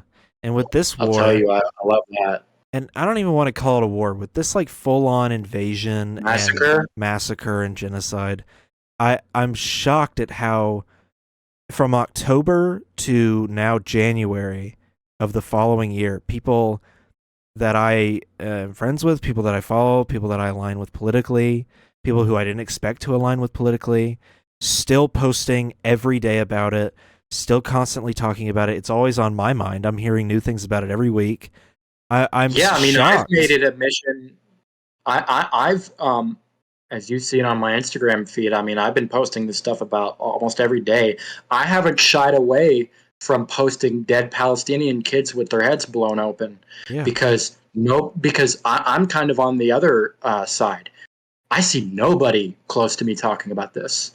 I am shocked yeah, that that again when you're like 2 clicks away from finding all this evidence and the facts and everything, nobody's talking about this. yeah, Um, so I mean, I've made it a point. I don't care how Uh, I totally skip through people's stories when they're constantly posting, and I'm going to be a massive hypocrite and do that um, because I mean I don't care how annoying people think it is. People need to have their eyes opened up to this. I mean, you don't see any of this in mainstream media, not even Democrat media, not even CNN. you see it in Um, MSNBC though. they've been going hard on it. Oh yeah. Even MSNBC, like some of the people like Morning Joe, Yeah, they're not liberals, they're corporate Democrats. yeah, But it's like regardless of that, like they've been going real hard. Like almost everything that I've been posting, the ICJ, the genocide evidence, the statements from Israeli officials. I mean, that's all on MSNBC. yeah. You can go find it all right now. This war is also, a real turning point, I feel like, for a lot of leftists because, like, Oh yeah, when George Floyd was murdered 4 years ago, that was my like radicalization point. Like I was already fairly liberal or like maybe center left. this is my radicalization point right now. And yeah, so what happened to me is that George Floyd was murdered and it was like a clear-cut case, and I saw the response to it, and the more and more I saw it, I was like, you know what? I think I'm starting to fully understand now. Because like a lot of liberals, BLM was considered a terrorist group before all of that. And so Yeah. I'm sure you remember when in 2014 when Obama called them like thugs pretty much and was like, we don't associate with BLM. They're like a terrorist organization. I don't think Obama called them a terrorist organization. I think that was Trump that did that one. But, once that happened, it totally switched up my brain. Like, I just started becoming progressively more and more left to the point where, like, I'm very, I'm very off the spectrum in this country, politically. Yeah. And with this and war, this has been with this war, it's like taken my ideology and has now like fully justified my ideology in my head with this whole response to the genocide and everything and the facts of it and the like what it looks like. And the calling it a genocide is not even inherently political. It's been made political by these idiots who like everything in America gets made political, like COVID, everything. When it doesn't need to be. I mean, there are facts that don't change, and if you believe those facts, you automatically get put into the left-wing category or the radically left-wing category. And this war has just like stamped it into my brain where I'm like, dude, I'll be like 80 years old and still saying I'm a leftist. Like, I'm not going to be one of those liberals that becomes an old boomer and becomes conservative. This war has really stamped it in. Yeah, and that's something with me. Like, I always know that the older generations, like, things that younger people do as society is always changing is always going to be seen as weird by older people. I mean, look at metal music, or look at trans rights, and I'm trying to prepare myself for that. That no matter how weird I think the younger people are when I'm older, that the older generations thought the same thing about me. So I'm going to try and be, very conscious of that. What else was I going to say? My mom is super left wing. Like my dad is like comfortably liberal, but my mom is like almost as progressive as me, but not as radical as me. Yeah, well, even then, like, I've learned to, I've learned that you're not entirely a liberal or entirely a conservative. I go issue by issue. You can have, we've seen Democrats that are otherwise very progressive are like the biggest Israel suck-ups on the planet, or at least they claim to be progressive. So, it's issue by issue. I've learned to not kind of throw labels on people, and like I said, this is my moment right now. I've realized that this entire country has been built on a lie,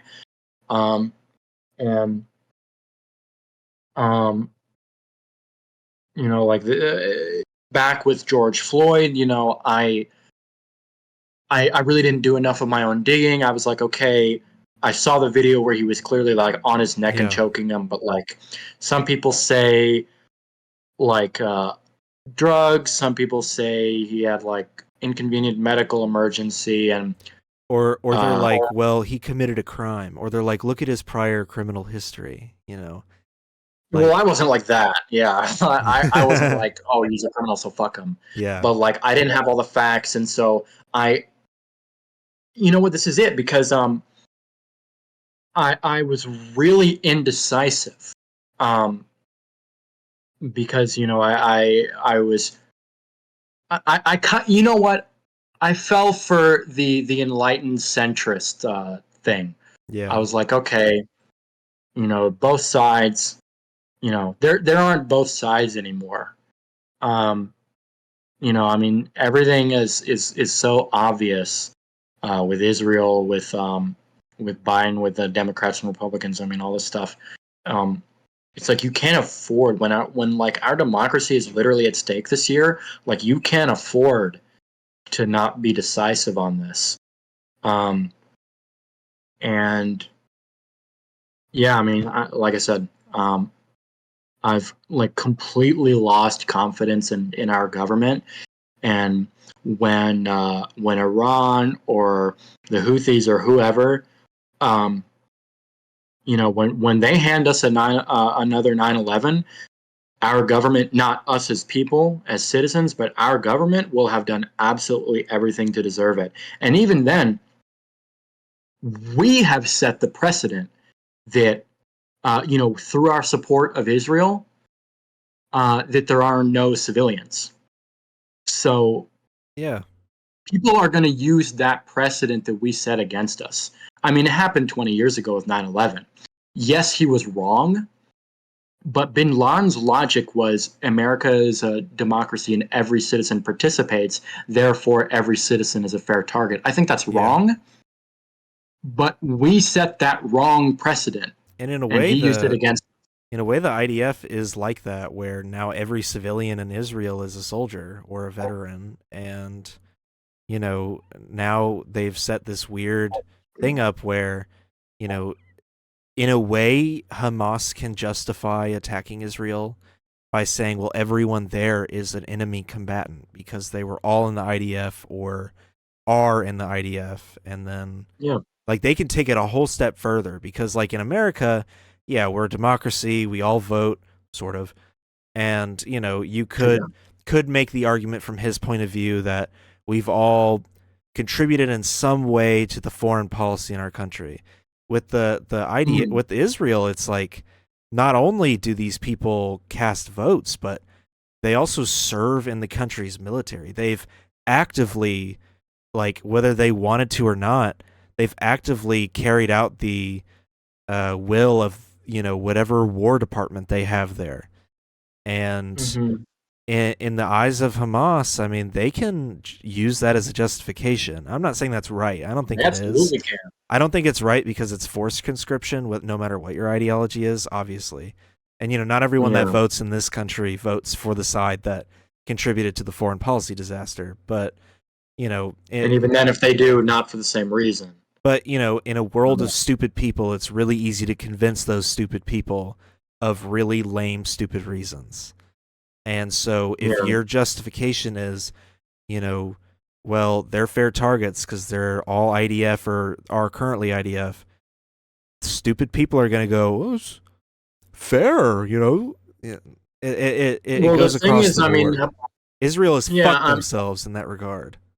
yeah, and that's the thing. I mean, Hamas people only support Hamas more now Yeah. because regardless of all the terrible things that they've done, at least they're fighting back. It's the ISIS dilemma.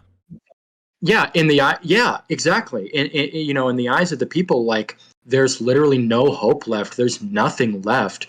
We have nothing to lose.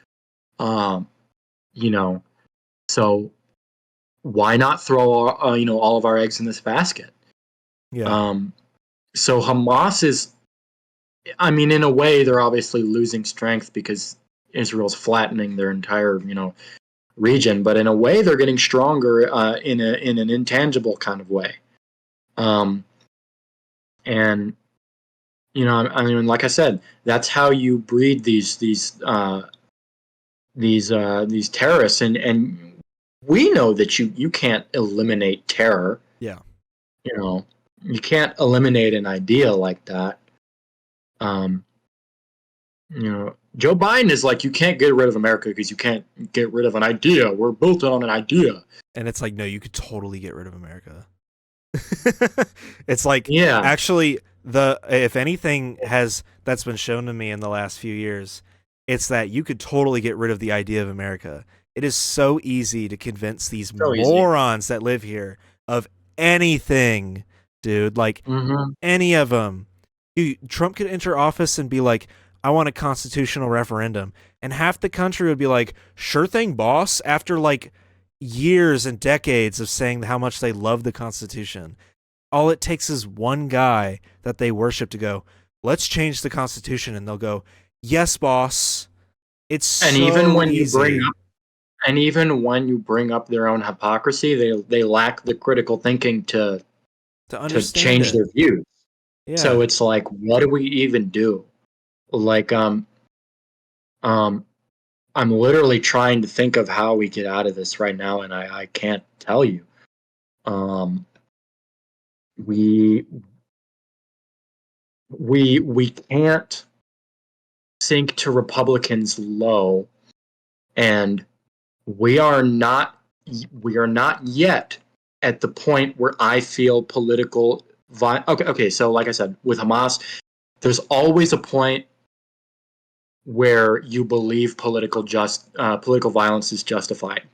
It's just a matter of where that point is. We're not at that point yet, in my opinion, but we might just be if Trump wins. And it's like we can't sink to Republicans' lows, but when they're fascists, when they're going to try to cheat the system, no matter what. I don't think the military would go along. I don't think they would.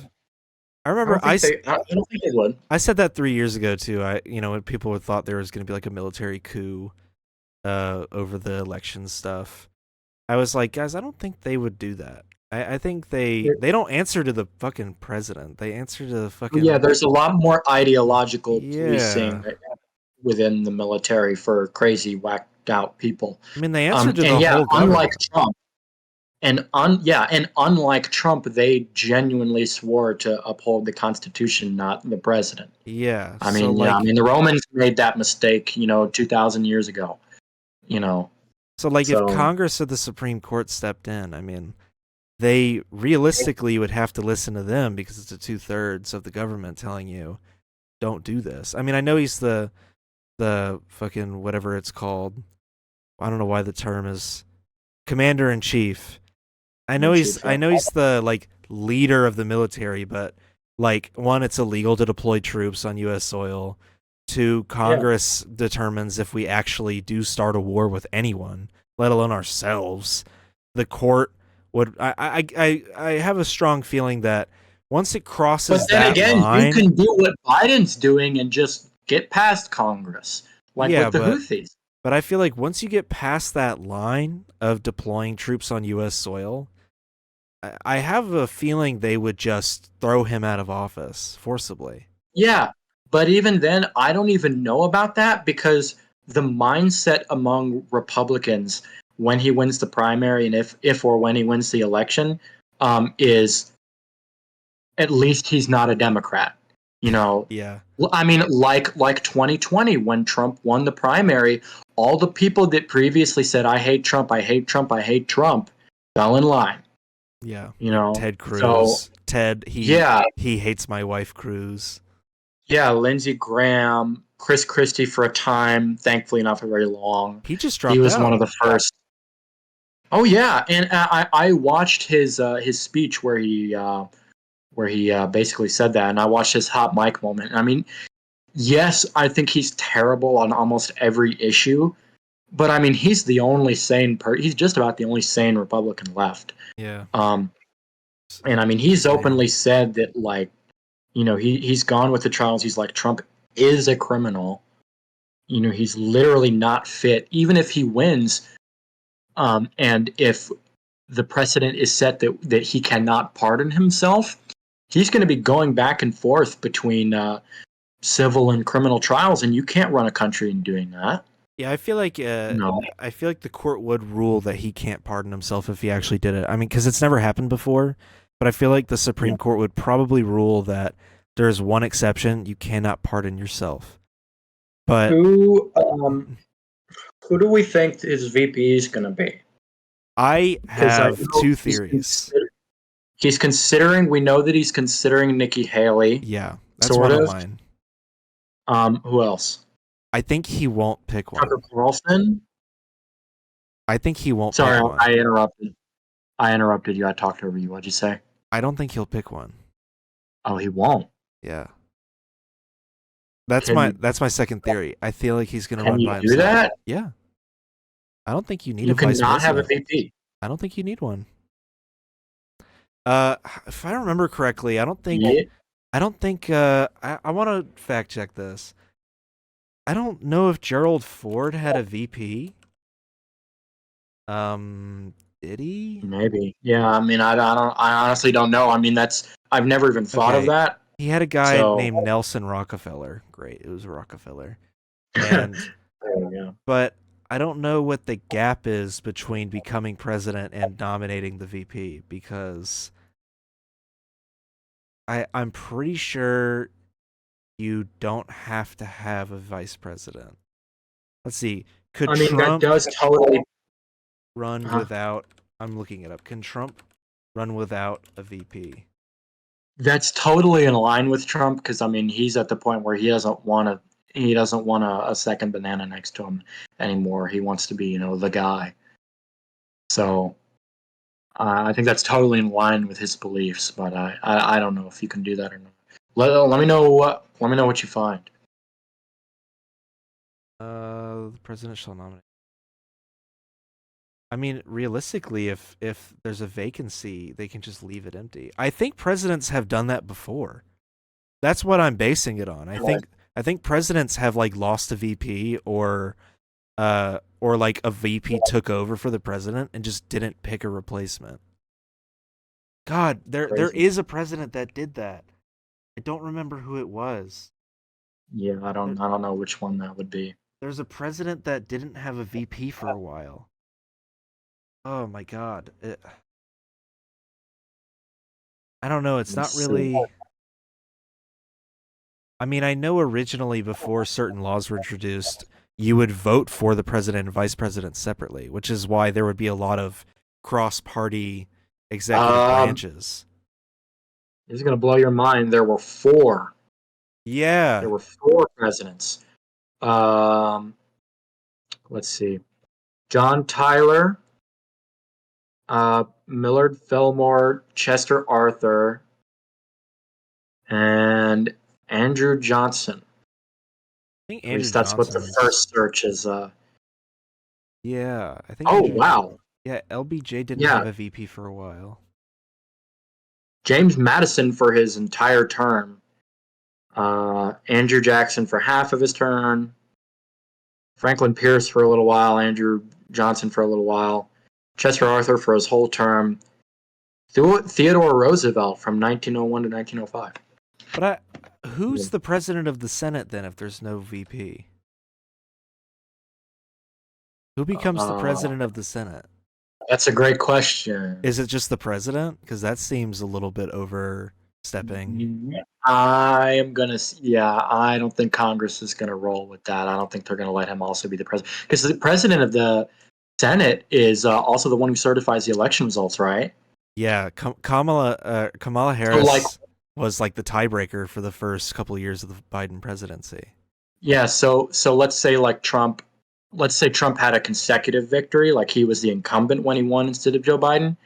If he all you would have to do,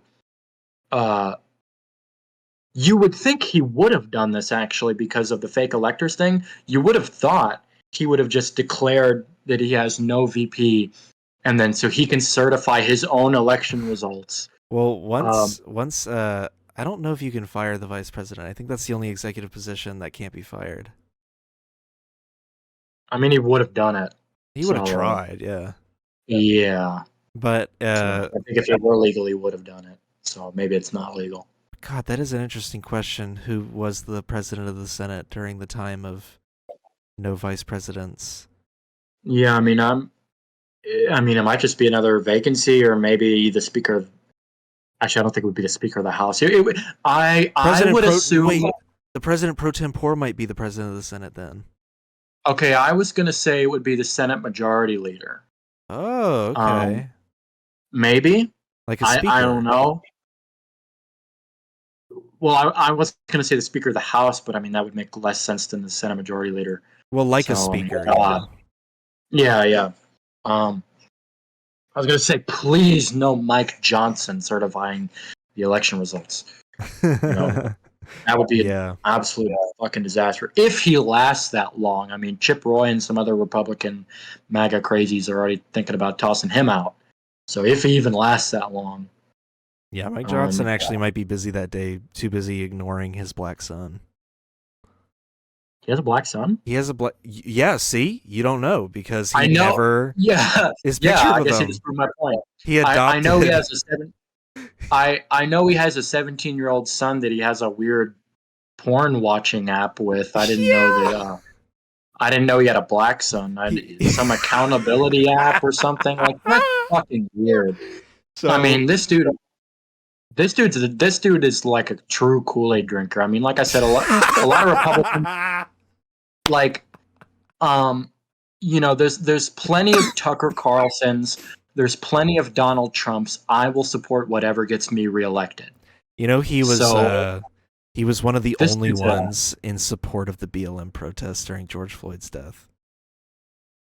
Who? Mike Johnson. Mike He Johnson? was one of the only Republicans that didn't go along with the Wow. anti-George Floyd stuff. It's But because then of he's his ignoring black his kid. black son. I know. Look at the Christmas shoot they did this year. He's not in it. But he Was hasn't that the one with his adopted. daughter? Was that the one where he went to a weird like purity ball with his daughter, or was that something else? I think that was something else. Are you aware of that? Sort of. Let me get my kitty out the way. But Mike Johnson has an adopted black kid that he never talks about, is never pictured with. Like, it's really weird. So the last thing I wanted to tell you was the thing I told you I had a twist for. Yeah. So as you know, an Alaskan flight, 737 had a panel that used to be a door and it was now being used as just a panel. And the door basically fell off the plane at like an altitude that wasn't fatal, but if someone was sitting in those seats, they would have been sucked out of the plane. And yeah, I saw the video. I didn't look into the specifics of it. And those people missed their flight that day. So, like, it's literally like the same. It's almost the same thing as like when Seth MacFarlane missed his flight that would have hit the World Trade Center. On 9/11, yeah. Yeah. That's lucky. So no one died. Everyone was fine. And it was at an altitude that was fine. So they were able to land the plane. Well, fast forward to like a day or two ago, and Tim Pool talks about it on his show, Timcast. Where do you think he's going to go with this? I mean, I've seen some whacked out Republicans say that because corporate, I mean, they're kind of right in that corporate greed is leading to the downfall of America, but like in the other kind of way, I would assume he would say something along the lines of, actually, no, he probably blamed it on like black people or women, right? Yes. He said it was because of diversity hires that it happened. Yeah. Okay, I heard about that. I heard about that. I didn't know it came from Tim Pool. Okay. He's one now of them. I'm on board. There's a few of them that are like kind of fringe now that are running with the narrative that it's because like a woman or something is the one who was or something like involved with a minority having something to do with the door on the plane. And he's like kind of buddy with that like incel that loves doing race math with like IQ points, saying that I've subjected myself to Tim Pool. Like he's a yeah. full blown like red pill Andrew Tate. No, he's a liberal. Manosphere. He's a liberal. Yeah, he's like. Then again, I think he's kind of a Tucker Carlson. Like, I don't really think he strikes me as somebody who doesn't really believe in what they're saying. But then again, like if you're gonna adjust your opinion to whatever will get you clout, choose a popular opinion. Yeah. So I don't know what the hell he's doing. I know he makes like shitty music. He has a band. Yeah. Unfortunately. Yeah, and Isn't it called I know. Timcast? Yeah, it's like this dude has the most consistent like branding I've ever seen. Yeah. Like, I was about to say But, it's like if Joe Rogan made music and he called it the Joe Rogan Experience, but I feel like that actually makes sense because that name's based off the Jimi Hendrix Experience. So I feel like Mhm. that one works, but like if you were like new music by NPR, I'd be like, really? Couldn't find out a different name. Music by the Yeah. Howard Stern Show. Yeah, I don't know what Tim Pool is doing, but yeah, he's like a full on like manosphere type of guy. Like half of his videos are like him attacking LGBT people or women or Oh, yeah. whatever. Our favorite bald So- ass motherfucker. Oh god. Yeah, that dude is a true well, I don't know if he's a true Kool-Aid drinker or not. Let me see if there's anything Dude. else I wanted to say. 49 state landslide. That's what Do he what? said about Trump. That's what he said about the 2020 election, that it'd be a 49 state landslide. About Huh? 2020 or 2024? The 2020 election, he was saying that it would be a 49 state landslide. Right, that aged perfectly. Let me see. Oh yeah, there was an NPR poll that came out with 4 out of 10 Republican voters think that political violence is necessary, not just likely, but I mean necessary. Wow. Very. Yeah. Then again, like I said, I mean that there's always that point where you feel like the violence is necessary, but it's like we're nowhere near that with the uh-oh, who got his hat? Are the arbiters of what is definition of the word bigot. And you! Sorry, I remembered seeing that video not that long ago. Where was that? That must have been at some crazy rally, right? Yeah, something like that. And this happened like 6 or 7 years ago. Yeah, Tim Pool he just strikes me as very manipulated, very like deeply insecure about himself. Look at the beanie he's wearing all the time. Dude, that thing has not come off his head in years. Yeah. That thing's probably disgusting. That's funny because I didn't actually know he was bald. Oh, yeah, he's been known That's- to be bald. Damn. It's like nobody would care if you wouldn't like draw so much attention to it because you're so self-conscious about it. Yeah. Yeah. Dude, he's pictured wearing a beanie all the time. It's crazy. I think there's like 2 known Yeah, instances of him not without it. Or him without it, I mean. That's crazy. Oh, yeah, we never talked about the tunnels. How hilarious is that? We do a little bit. I was saying that. Oh well, no, that was before. Yeah. And we were gonna talk about how it was this weird thing between like 2 different sects of Of a temple. Jewish. Yeah, like the people who were digging the tunnels wanted in. They wanted the land. So I guess they were just gonna January 6th that. I mean, they were just gonna storm in and say like, okay, this is ours now. Like, I don't know what the fuck were you gonna do, like legally? So Like, you're not gonna like sue them and or whatever and try and get the place back or whatever. have you heard I don't all know of the stuff? Have you heard like all the stuff around it? What around it? So, they're gonna keep building the tunnel because, like they've already said Because that they're gonna Israel. keep doing it. But Yeah. There's a guy who in November was tweeting that he lives on the ground floor of a New York City apartment. And he heard people And speaking Yiddish. He said, I can hear Jews building a tunnel under my apartment. And I guess because they were, I don't think he ever actually gave a reason why he thought they were Jews. So a lot of people were like calling him anti-Semitic and pushing conspiracy theories. And then in December, he was like, guys, I can hear the Jews under my apartment building the tunnels, please. And then a month after that, this month, the story comes out and he's like, guys, I was right.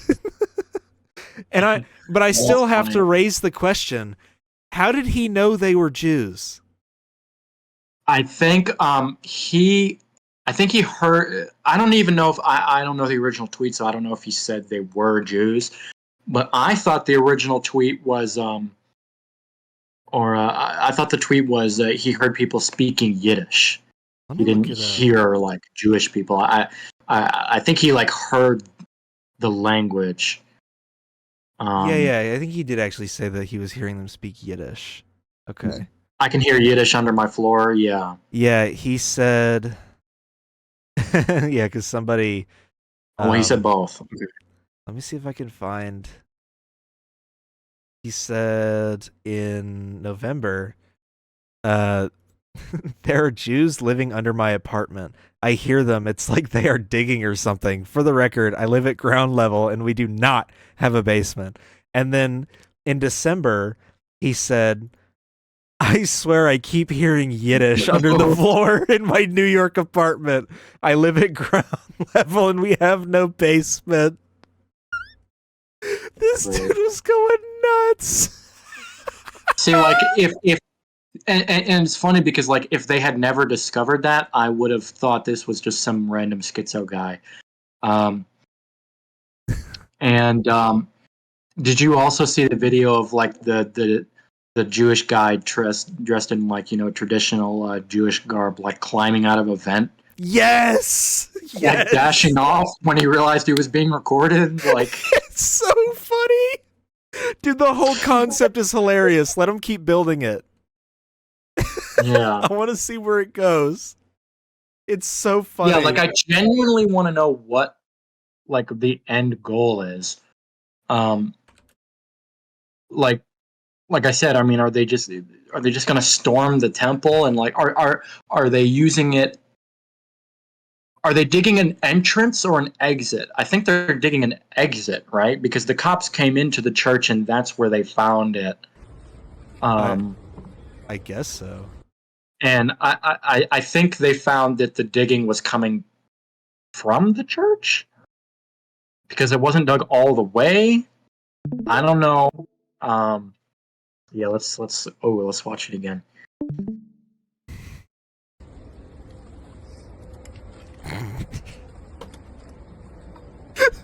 No, really like smacks the camera like dude, he realizes it's being filmed. That's what I said. He was like, "Oh shit, I'm being recorded." He tries to run. I love how there's like a police car right there too. That's yeah, that makes it so. Who is filming? Oh, it's the NYPD. What is a Hasidic Jew as opposed to just a Jew?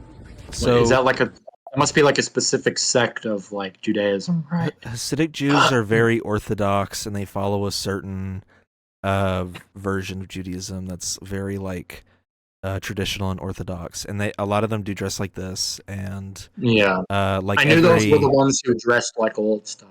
And every Sunday, they're very well known in New York because there's like a string that lines a part of Manhattan that has something to do with it. But every Sunday, they can't use technology or do any work of any kind. So, like, if they get on an elevator, the elevator will stop at every floor because they can't press the button. If they press the button, it's considered doing work on the Sabbath. Yeah, that's really weird because like even then, like as society becomes more dependent on technology, which it will, like how long are you gonna be able to get away with doing that before you're just increasingly like isolating yourself from the entire world. Well, they make a lot of Um, accommodations in New York City for them because that's where a lot of them are. But it's like kind of Yeah. funny. I was watching a thing where the guy was like, "Why of all places did this society pick New York City like to set up shop Like literally the biggest city and like center of like of trade and commerce technology. and I'm gonna yeah, let my kid- okay." But yeah, I love that video of the guy coming out of the sewer. Like one of my favorite videos of the week. Probably. But yeah, I mean, I want to know what the reaction is, because I mean, obviously, amid this Israel thing, this is going to get compared. Oh, to the Hamas tunnels. I think tunnels are in. You know, I think Tunnels tunnels are are in in. right now. That lady building that tunnel underneath her house, that's against code, and the city's like getting mad at her That about dude, that old guy who, did you hear about the old guy who had like, I'm assuming like schizophrenic delusions, that there was gold under his house, and he dug like a 100, I think it was like a 150-foot it. hole, Yeah. and he fell down and then died Yeah, I did hear in the about most that. ironic death I've ever heard. Like, I did hear about that. I'm telling you. talk about like textbook guy succumbs to his own greed. Yeah. Like, That's also crazy. it's like a Greek fairy tale. Like, like, you know, That's also nuts. tunnels that- are in. Who goes, "There's gold under my house," and after like 100 feet, you're still digging? It's literally that meme of like the guy digging and he turns away from the diamonds. Yeah, 99% of gamblers quit before their big win. Literally, like, but yeah, I guess tunnels are in. My God, 2024, the year of the tunnel. Year of fucking everyone dies, I guess. I guess so. I 2025, mean, the big funeral. What a sequel. It would take like an What do we alien think? invasion to help us at this point. I'm just like I'm just ready for the asteroid, you know. Like, okay, so there's a book. I'm gonna go like a little off topic here. There's a book that I just read called The Killing Star. Yeah. And it's a novel about like a more plausible alien invasion, not like, you know, they fly into the planet and blow up the Washington Monument or whatever. You Yeah. know, they took a missile about the size of a car, and you know, if you spin it up to very near light speed, it'll basically crack the planet in half. And like, I read this book literally about like the end of humanity and the last people like surviving through the scraps, and it was like refreshing. Like if that doesn't explain just how done I am at this point, you know, like I don't know what will at this point. Yeah. That's a great novel though. You should check it out. I literally found it like illegally on like YouTube. It hasn't been copyright struck for 2 years somehow. I don't know how yet. Yeah, we need But yeah, we like need Ender's Game, you know. That's what we need. God, what a fucked Yeah. up book. Have you ever read Ender's Game? It's on my wish list. I've seen the movie. I assume when I read the book, I'm gonna think the movie was shit. I'm assuming it's gonna do. I'm assuming it's gonna do the same thing with the war was actually real. Yeah. And he really did eradicate like an alien race. The movie is very accurate to the book to some extent. I read the book when I was a kid, and I watched the movie after when it came out. Mm-hmm. And Do you think the movie is good? I liked it. I thought it was a pretty faithful-ish adaptation of the book. Obviously, movies are always going to miss details that the book goes into further detail about, but I feel like it did a pretty decent job of adapting the book. Did a better job than The Giver. Yeah, I saw. I know that's like a common thing with books. Like, if you've seen Annihilation, I didn't know that came from a trilogy of books, and I saw it with somebody, and they were coming from the books, and they hated it because they was talking about how it was like trying to condense 3 novels into 1 book. Yeah. I think The Killing Star would make a great movie though, because you can actually condense it into a movie. Anyway. Yeah. for like 2024. Um, with the Gaza thing, I mean, I don't even know if it's going to end anytime soon because like, um, Israel has said that like they want this to continue like well into like 2025. Oh yeah. Um, so it's like, are we just going to let it keep happening until then? Like what? Um, I mean, that's probably about all for me. 2024, year of the asteroid. Hopefully You're the asteroid. that hopefully what's that one? Apophis, one that's supposed to come in 2028. That's actually a little freaky. It's coming. I mean, they know it's not going to hit at this point, but it's going to come closer than the moon will. Well, Like it'll be at its what's the science term? Hang on, I need the science term. At its apoapsis, the closest point in its orbit, it'll be closer than the moon is to us, which that's a little freaky. But fuck it, if we get 4 more years of Trump, then we deserve it. I hope we get to see it, like in the sky. We probably will. I mean, like we already have like telescopes and James Webb. I wonder if they'll turn. I don't know if James Webb is really spec'd out for like near Earth observation. I don't know if it can really do that. It probably can. I'm I sure don't know, it but I can, mean, but I we'll feel like it's definitely get not. some. Yeah, I mean that'll be an absolute like gold mine for Yeah. scientists that year. What if we 'cause just I mean, do that thing where we launch a ship at it, like we did with that comet when we were, or not comet, like we with did with, the DART program? Yeah, I Yeah. mean we could probably do that. We'd have to do it sooner than later because obviously, the closer it is, the more force you have to overcome in order to push it. So if they were going to do that, they should do it now. But yeah, I mean that gives me a little hope for humanity. Nothing political, just that we're working on deflecting asteroids. Um, so if I can't look forward to anything else, I can at least look forward to uh, maybe not blowing up in an asteroid explosion. Or maybe I am looking for. I don't know. I just said I was looking forward to it, so maybe I am. I don't know. I don't even know how to feel anymore. All right. Do you have anything you want to finish off with? Any final notes, words, advice, anything? Get ready, everybody. That's it. Inspiring. Yeah. And Barricade your homes. Hide your family.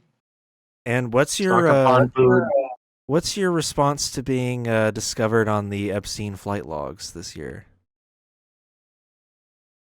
Oh well, they only mentioned my name 8,000 times, so on the report, and none of it was related to that. I mean, I knew him for like 30 years, but I'm not on that list. Made a lot of good business dealings with him too. All right. Well, I know he likes him young. Oh God. Well, that'll be the end of the episode. You want to do the little goodbye? The episode. What's the little goodbye? I don't know. You just say goodbye. Bye.